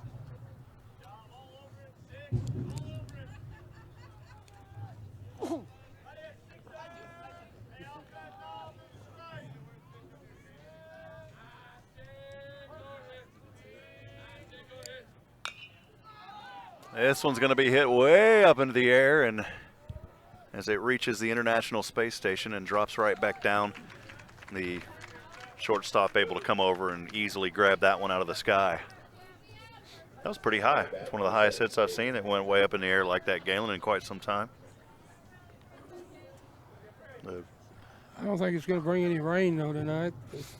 guys at the ISS took a beautiful picture of that. That ball was right there in their window as it came back down.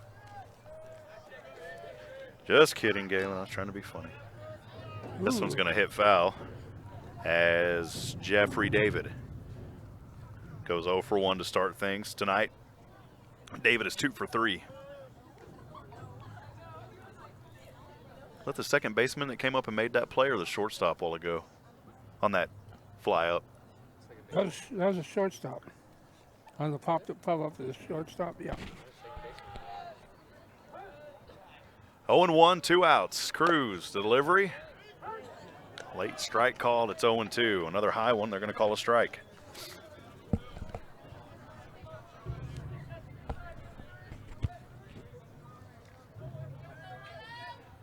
Oh and 2. Georgetown leads 9-3 here in the top of the 6th. This one is going to go foul as well. Count remains 0-2. Went foul off that third base line.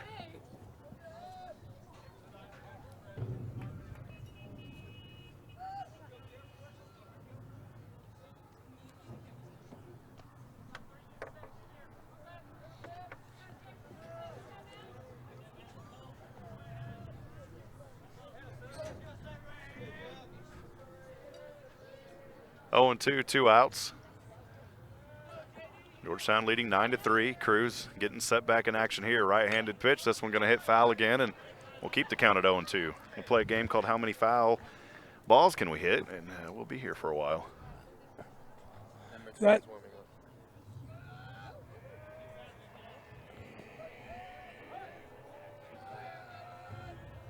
Pitch on its way. This one going to go foul as well. Over to the softball field. Did it make it? I think it did, Galen. I think we've got 2 in the softball field now over there. That net's supposed to be the softball protection. Not doing a good job. Again, 0-2, 2 outs. Cruz delivers this one. This one's going to hit over to center field. And trying to come up and make the play on the third out, and he does easily there for Hutto Hippos. It was Luke Bannister on the little fly 8. We are halfway through 6. Several warming up in the dugout. We'll take a quick break. 9-3 in that inning for Hutto. No runs, no hits, no errors. 1 left on base for Georgetown. I beg your pardon. I said for Hutto. Mr. Grimes, side wheeler is coming in here to pitch. We do have that pitching change. Thank you, Galen. Grimes out there now on the mound. We'll take a quick break. Don't go anywhere, folks. Georgetown Eagle baseball continues on a cold night here at Hutto High School. We'll be right back after this.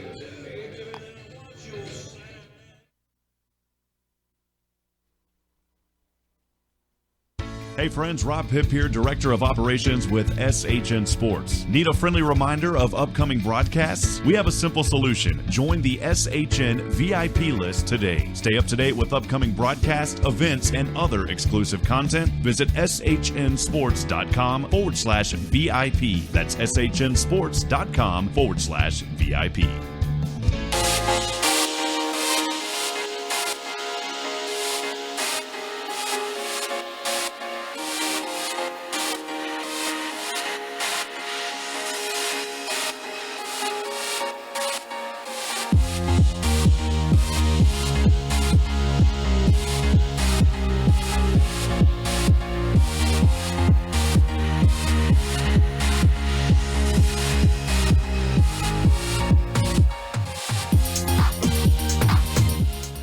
Grimes now at the game, or on the mound for the Georgetown Eagles. He's pitched 9.2 innings this season, only played in 6 games, and actually leads the team in as many games as he's pitched in so far this season. He's got an ERA of 2.897, a whip of 1.759. It's Grimes on the mound, the right-handed pitcher for your Georgetown Eagles. He slings this one off the sidearm, and this one's going to roll over the net and go foul, and almost knocks into a fan. Good thing he looked up in time. Gage Bame hit that one foul, and that's one of those rare ones where it comes up and inside the net, Galen, here in the stands. That one won the count.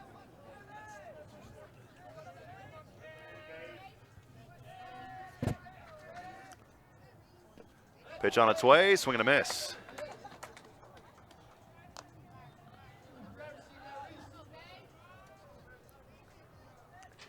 Oh, 0-2 the count. Georgetown holding on to that 9-3 lead here in the bottom of the 6th. Slings it from the sidearm off that right. He's got a unique delivery there. I like those slide. You know, I remember calling Jack Engelman for so many years the submarine pitches that we saw, and Yeah. he had a very unique style of pitching that was, in fact, my favorite style to see. And Grimes cuts it kind of close here. He's not real low, but this one's going to ground over to the third baseman. That should be a pretty routine play, and it is. On a quick, easy 6-3 for the first out. If you're counting, we're 8 outs from being out of the cold. Yeah, that's good, Galen. Yeah.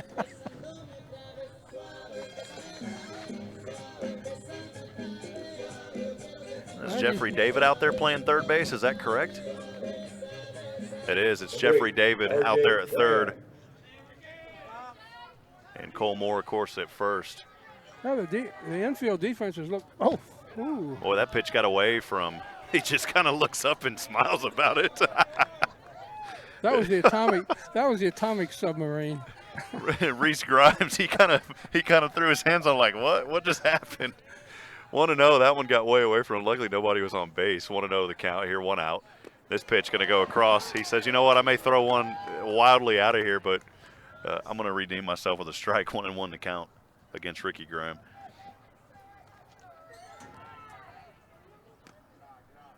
Rick here tonight is 0 for 1. Struck out swinging in the second, was hit by a pitch in the fourth, was able to advance, and he did eventually come around and score to help start part of that rally that we saw in the 4th inning.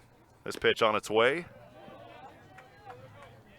Called a ball, the count at 3-1. We don't want to lose this one. This will be another big out. 3-1, 1 out here in the bottom of the 6th. Reese Grimes on the mound, lets this one fly off that right delivery. And this one hit foul. Full count now at 3-2.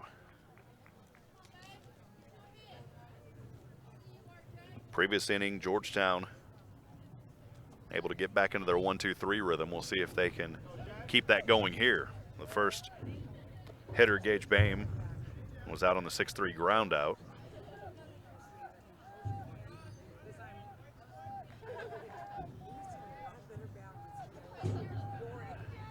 Grimes on the mound, taking his time, now kicks up, swings this one off the right. It's going to bounce over his head. The second baseman trying to get on it. He's going to turn around, get it at his shoulder, and did he get there in time? No, safe. Just a split second too quick there. And that runner will reach on the hit. Good play, though. Yes, beautifully executed, just about a split second too short. Luke Bannister now hitting for Hutto. He is 1 for 2 tonight.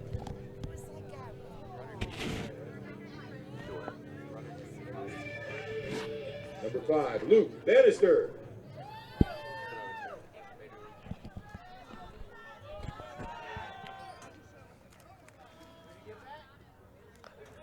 Grimes trying to keep the runner on first honest. Safe at first, trying to pick him. Luke Bannister, as we said moments ago, now hitting for the Hutto Hippos, the right-handed batter. 0-0, 1 out. Georgetown still leading 9-3. Again, Georgetown trying to get the runner at first as the catcher there behind the mound.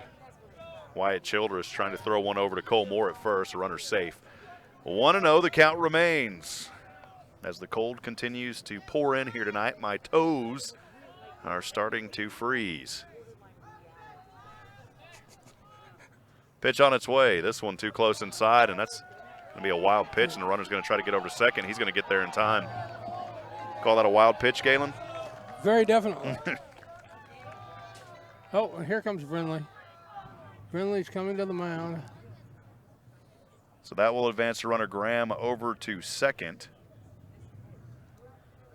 And we are in the middle of a 2-0 count here on Bannister. Brindley talking things over. All the Eagle infield comes into the mound to talk things over with Coach Brindley. We got number 22 running around down there in the bullpen. There's somebody else warming up down there. They may just be trying to stay warm. I may take a break and go down there and run with them for a minute, Galen. I'll let you take over the call in here, and I'll go down there and warm up. Yeah, number 3 down there for Georgetown warming up, according to Cole.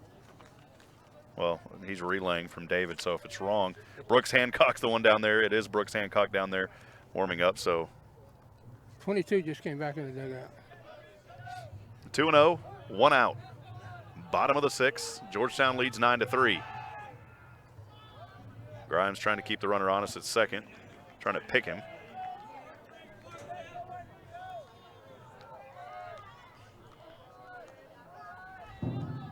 Looks over his right shoulder, now delivers this one, and it's going to curve too far to the outside. 3-0. We'll see if Brindley, we'll see another pitcher come in here in a few moments. One more visit, and they got it, Jerky. Yeah, and Brindley's over there staring at his pitcher right now. This one on the way. Pulls back, got him on a strike, 3-1. Needed that one, he got it. So Bannister now finds himself on a 3-1. He's got his options here. You know, when you're up 3-0, you can kind of wait around and see what that pitch is going to do. He's still got one more option here. Of course, if he gets a good look at it, he's going to try to put a lick on it. This one up too far out and walked him.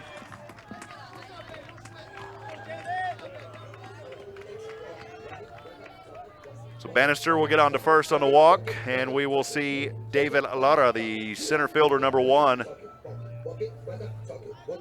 onto the field now, or beg your pardon, at bat now. Lara is 0 for 1, was out on a 6-3 in the second, and then walked in the 4th, was able to reach third, but was left stranded. I think this is the end of Brother Grimes. I believe so. There's a new pitcher now making his way onto the.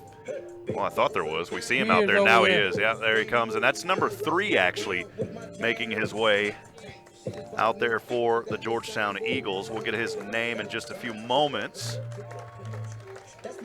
And that is Brooks Hancock. So Brooks Hancock now will be pitching for Georgetown. He'll get a few warm-up pitches here. We'll quickly have his stats here in just a few moments.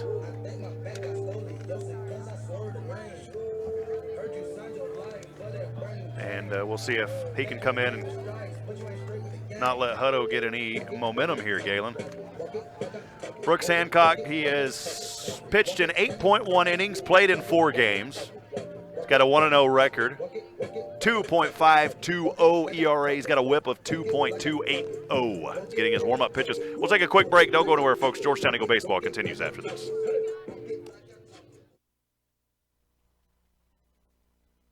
This broadcast is under the direction and is copywritten by the Hipp Network. Any rebroadcast, retransmission, use of sound bites and interviews, and use of any other content, including audio or video, without the direct written consent and permission by the Hipp Network is strictly prohibited and protected by federal and copyright laws. All rights are reserved by the Hipp Network and SHNSports.com.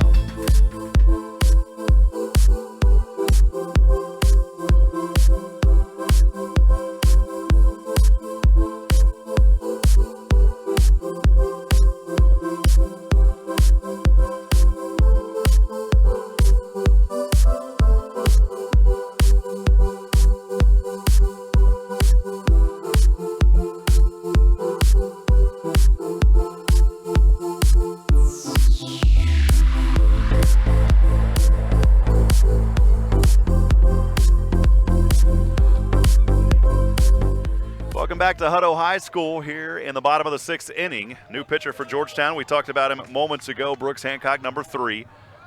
1 out. The Runners on first and second in scoring position for Hutto. They trail 9-3 here in the bottom of the 6th. We'll see if Brooks can give Georgetown a little breathing room here, or at least keep their breathing room, I should say, Galen. They've got the breathing room. They don't want to let it up. Right. 6 runs is not insurmountable in high school baseball. Nope, that could change quickly, and we saw that a few innings ago where Hutto scored 3 very quickly, and Georgetown was on a 2-out rally there, and Hutto was able to take advantage with that 1 out remaining and scored those 3 runs. Pitch on its way, swing and a miss. That one a little high too, though, Galen. He was trying a little decoy there. He acted like he was going to bunt, and he pulled it back, and he swung away. So David Laura tonight is 0 for 1. We talked about that moments ago. He was out on a 6-3 in the second, then walked in the fourth, was able to come around, but he was left stranded at third. 0-1 the count, 1 out, 9-3. Pitch on its way. This one hit foul off the right side. Here at this beautiful facility at Hutto, Texas, the United States flag at the center field 360. The vehicles on the street behind us. Hutto has grown, and they've done a great job with their facilities here. Beautiful facilities here at Hutto High School as far as the baseball goes. I think they've got a courtesy runner in for Jake Bannister at first base, because either that or he's been cut in half. He's about half the size. 0-2 the count, 1 out. We'll try to get his name here in a moment. Right-handed pitch. This one got away from him, and catcher trying to get back on it, trying to get him out at third. Got him! The second out. Beautiful play there, as that one got away from Childress almost, but he was able to get on it. Then the runner was trying to come over there at third. And a great job as Childress throwing it over to his third baseman, Jeffrey David, able to get on it. 2-5 action out there, Galen. Yep. And the courtesy runner didn't do his job, because with that play taking as long as it did, he should have been able to get to second. Now one out there. Was that a strike? It Yes, was. sir. Did he strike out swinging? I didn't even see it. Called. He was looking at it on the third out. So the 2 out will go on Ricky Graham as he was trying to reach on third. And that was out on that 2-5, we called it. And we are through 6, 1 to go, Galen. Well, 2 to go, really, if you look at it top and bottom. In that inning for the Hutto Hippos. No runs on 1 hit, no errors, and 1 left on, if I'm not mistaken, Galen. So again, no runs, 1 hit, no errors, 1 left on. We're through 6. Georgetown holds on to that 6-run lead, 9-3. We'll step aside, take a quick break. Georgetown Eagle Baseball on the SHNSports.com broadcast network will continue after this.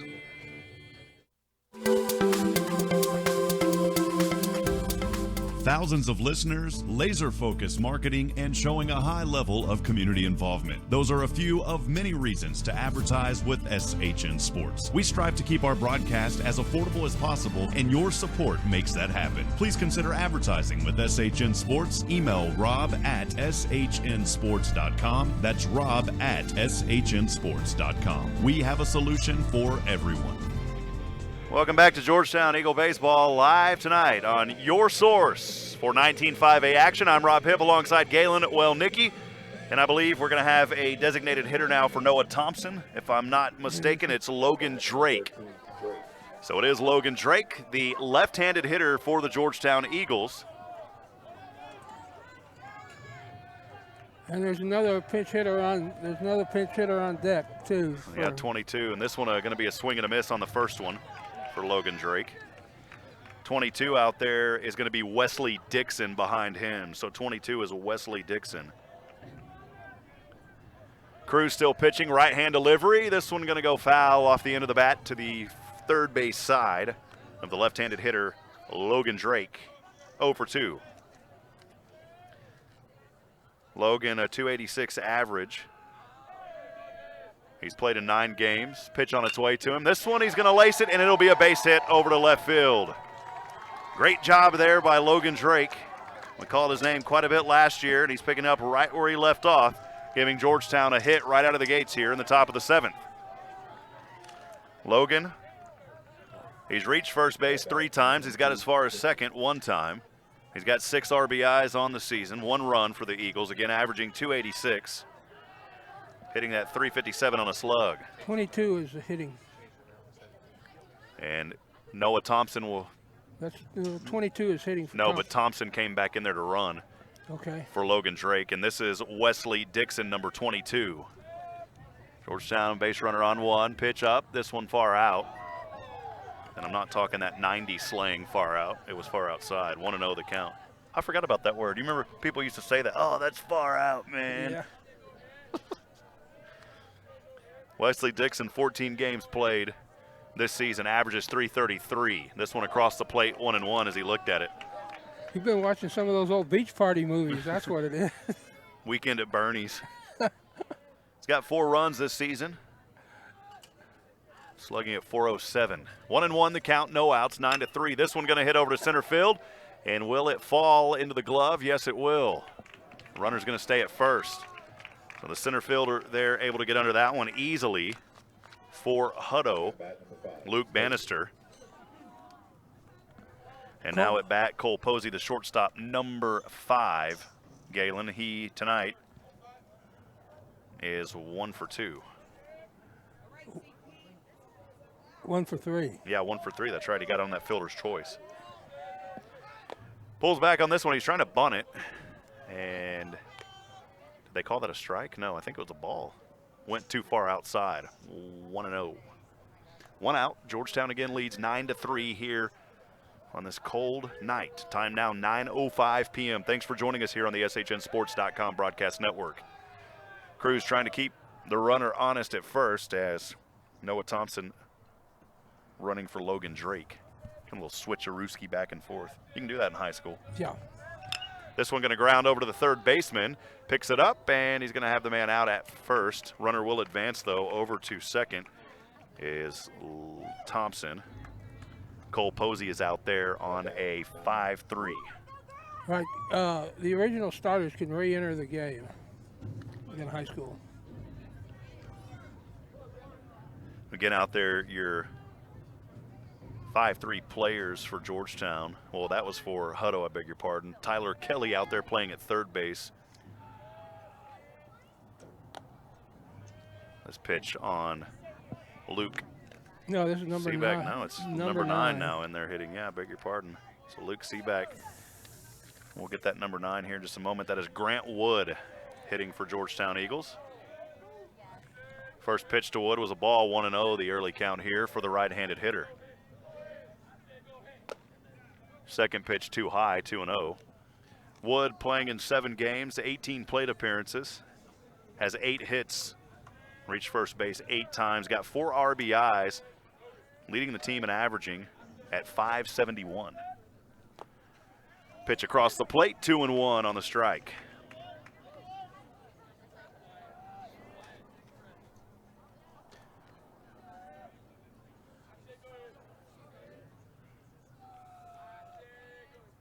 Here in the top of the 7th. I think I've been saying we're at the top of the 7th, Galen, right? Right. Man, I'm losing it today, man. We want to move it as far along as we can. 9-3. Got a laugh out of Nathan over there. He's saying, "Yeah, boy, you better not be saying it's in the 6th still." David over there too. He's saying, I gotta. This we can't be going back an inning. Now the scoreboard goes out again. Pitch on its way. This one's going to ground over to the shortstop trying to make a play at third, and Georgetown not able to get in on it. That'll be the 3rd out of the inning. So a little play there by Hutto. Not able to allow Georgetown to rally anymore here in the 7th. No runs on 1 hit, no errors, and 1 left on base. We move to the bottom of the 7th. It's up to the Georgetown pitcher and defense now to see if they can go ahead and end this ball game. 9-3 your score. We'll take a quick break. Don't go anywhere. Georgetown Eagle Baseball live tonight on the SHNSports.com broadcast network will continue in a few moments. This broadcast is under the direction and is copywritten by the Shoning Hipp Network. Any rebroadcast, retransmission, use of sound bites and interviews, and use of any other content, including audio or video, without the direct written consent and permission by the Shoning Hipp Network is strictly prohibited and protected by federal and copyright laws. All rights are reserved by the Shoning Hipp Network and SHNSports.com.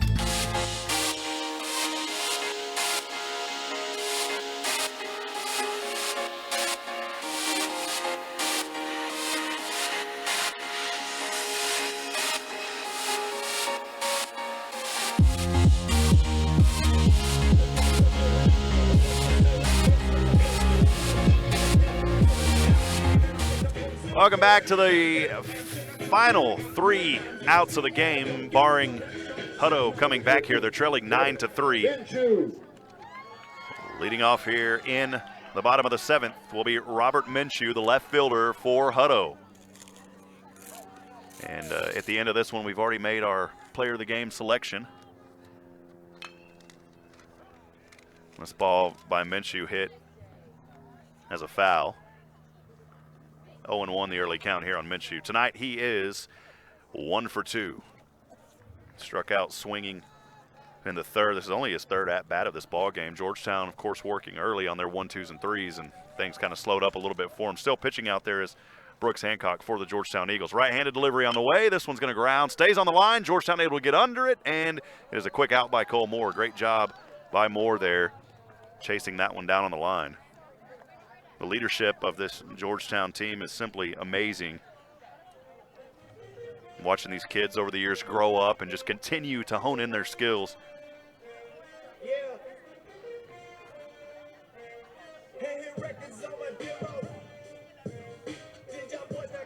Number 3, Preston Cruz. Now we'll see pinch hitter here, Preston Cruz for Kevin Rosengren. So Cruz will now be hitting. This one goes over to Georgetown in a quick 5-3 action. That was David over to Moore. We've seen that quite a bit tonight on another 5-3, and just like that, the second out. One more out away for the Georgetown Eagles, Galen. And then we'll have first district win.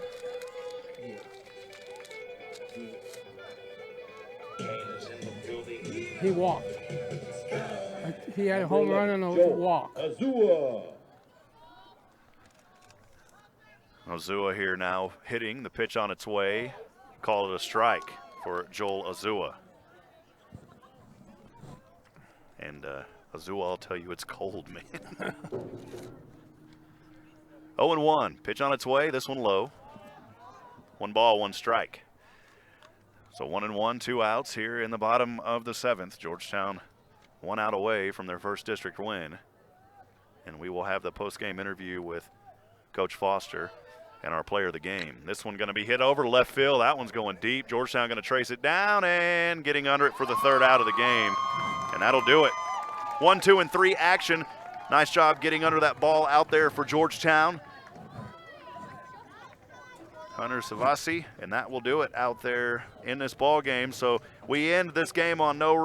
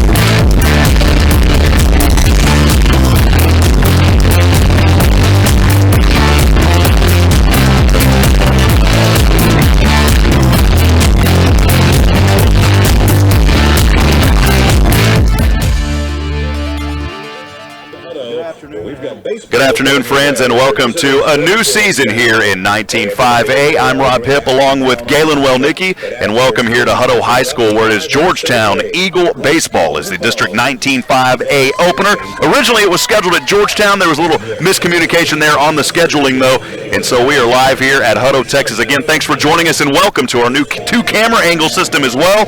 Galen, a great night for baseball here in the Lone Star State, but I got to tell you, it's a little bit chilly out here, man. Yeah, it is. But we've got a good chance tonight of seeing some real offensive fireworks with that wind blowing out tonight with a small ballpark with 301 down the right field line, 310 to left, and just 360 to center. We got a chance of some things going out over the right field wall.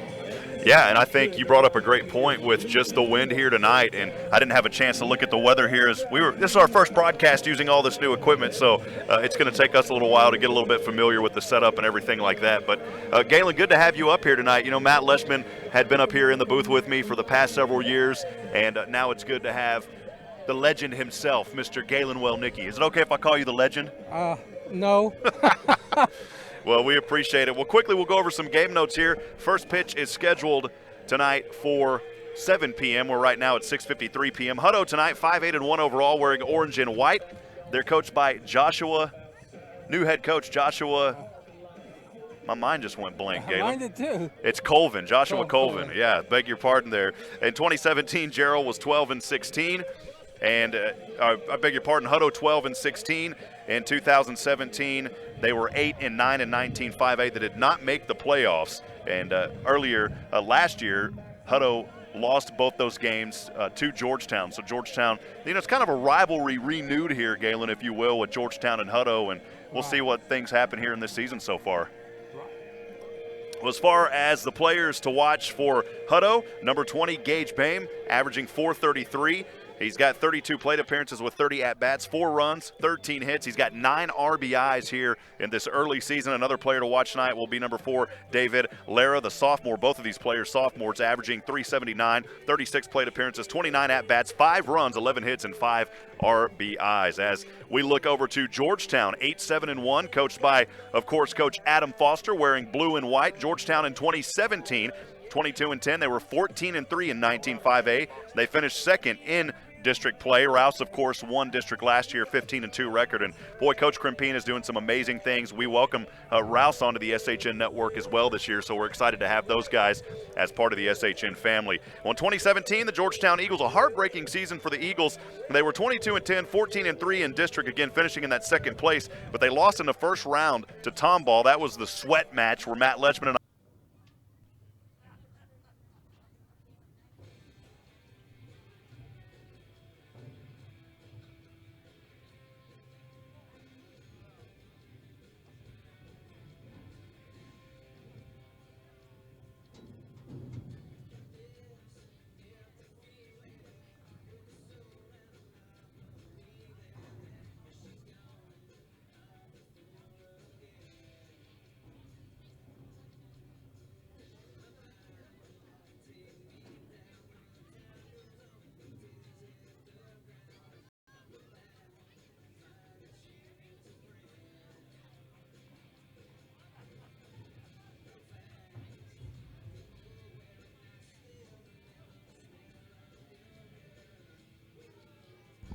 Well, Rob Hipp down here on the field. Galen, can you hear me up there? Give me a thumbs up if you hear us. He's got the thumbs up, and they're coming out of the huddle. So we'll talk things over with Coach Foster. And there's our player of the game, Coach. So we'll talk to Cole as well.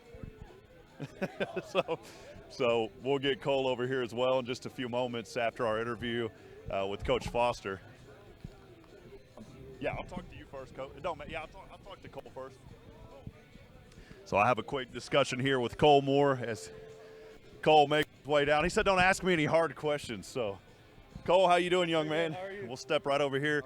Cole Moore, SHN Sports Georgetown Eagle player of the game. You know, Matt Leschman interviewed you guys the last couple of years, and he's moved on to Arizona, man. So I'm the one that normally calls y'all's games, and I'm learning. So good to be down here on the field with Cole Moore, our player of the game. Cole, tonight, as we're just looking over here, you know, you had a big home run for Georgetown. I said, Cole's got to come out here and have a power hit. You are the power hitter of the team.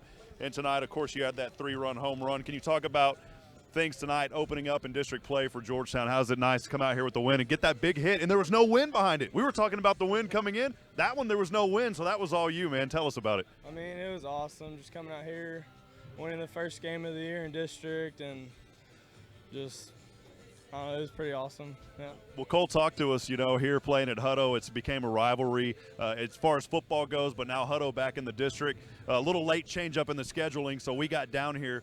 What has it meant to you playing on this Georgetown Eagle team now I believe you're a senior now, is that correct? So what has those years been like playing here for Georgetown? Been the best time of my life. I mean, playing baseball, amazing, and my teammates are amazing, and it's awesome. Well, there's always this just this feeling knowing that when Cole Moore's up to bat, and I see you out there, I'm like, that's a left-handed hitter. I'm left-handed, man. So, I see you get out there, and there's always this mantra behind Cole that he is going to hit a home run.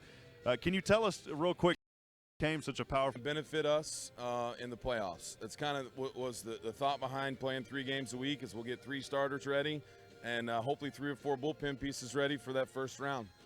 Awesome. Well, Coach, I know, again, honoring a classmate who had cancer, Madison, and just wanted to talk real quickly about those jerseys. What has that impact made to the team, getting behind, and just really what a legend she left at Georgetown High School? Can you talk about that as well, Coach, if you don't mind? Yeah.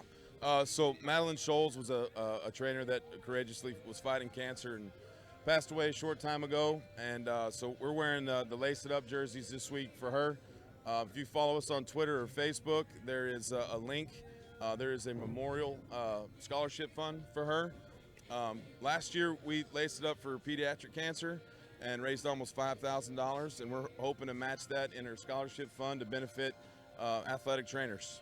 Awesome. Well, Coach, you guys always do such a wonderful job, and wanted to say great game tonight, great win tonight. We'll be right back at Georgetown tomorrow night facing the same Hutto Hippos, and the Hippos, they come out of the water sometimes, so we got to be ready, Coach. Yes, sir. We'll have our A game. Awesome. We appreciate it, Coach Adam Foster. Again, we appreciate all your time this season. Coach Foster doing a great job here at Georgetown High School. I'm going to take a quick break. I'll send it back to Galen for a few more words. We'll close it out. After that, Georgetown Eagle Baseball on the SHNSports.com broadcast network will continue after this. All right, I'm going to go run up there. Oh, man, I'm going to run up there real quick.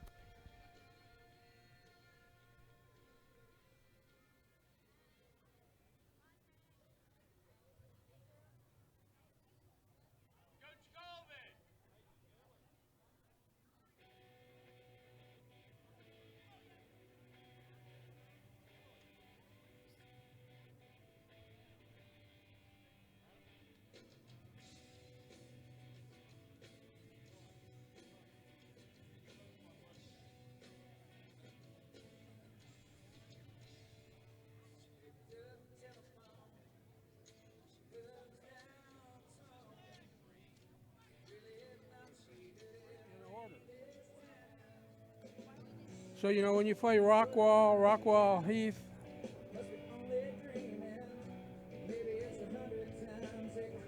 and Tomball, you face some really good teams. And that's going to be a big challenge as you get ready for by-district, because you're going to play by-district against possibly the toughest district in the region. And right now, 3 of the teams in that district are ranked in the top 10 of the Texas high school baseball poll. Well, Galen, I made my way back up here. I'm out of breath.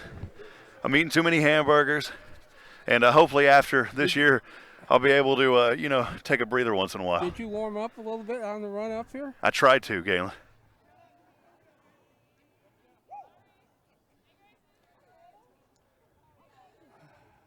It's taking me a while to catch my breath, Galen. That's pretty embarrassing, man. Well, hey, a great win for Georgetown tonight as they come out here in full force. They do what they have to do in district play, and you got to give hats off to Georgetown. They look great tonight, Galen. Your thoughts before we close this out? I think it was a real good way to open the district. It wasn't a superior performance, but it was a good, solid performance. Well, there were some glitches in there. The ball that fell in the outfield between 3 defensive players and things like that. We left a few people on base that shouldn't have been left on base. Well, we'll talk about as we move in tomorrow. Game time at 7 o'clock. We'll have that call from the warm press box at Georgetown High School. Right. Hutto's going to come back and they want to respond, so we'll see what happens. And we're excited about that. And then we play again on Friday, I believe. Thursday. At Elgin. At Elgin. So a lot of games going on this week. We'll have all the calls and more. Again, make sure to stay with us right here on SHN Sports. Tonight, Georgetown victorious 9-3. We're freezing up here, so we're going to close it out early. Galen, appreciate you. Looking forward to a great one this season. Camera right there, so we'll wave off to our friends. Again, a special thanks tonight on all of our SHN family. Cole Smith, Nathan Height, David England on camera as well. Everybody freezing. We're trying to warm up, and we will sign off tonight. Again, Georgetown victorious 9-3. We will see you tomorrow night right back here on SHN Sports. Until then, remember, friends, I like to say we're not strong enough alone to make it our own. We need each other. Provide a word of encouragement, lend a hand of support. Until then, we'll see you back tomorrow night. Good night, guys. God bless. We'll catch up with you soon.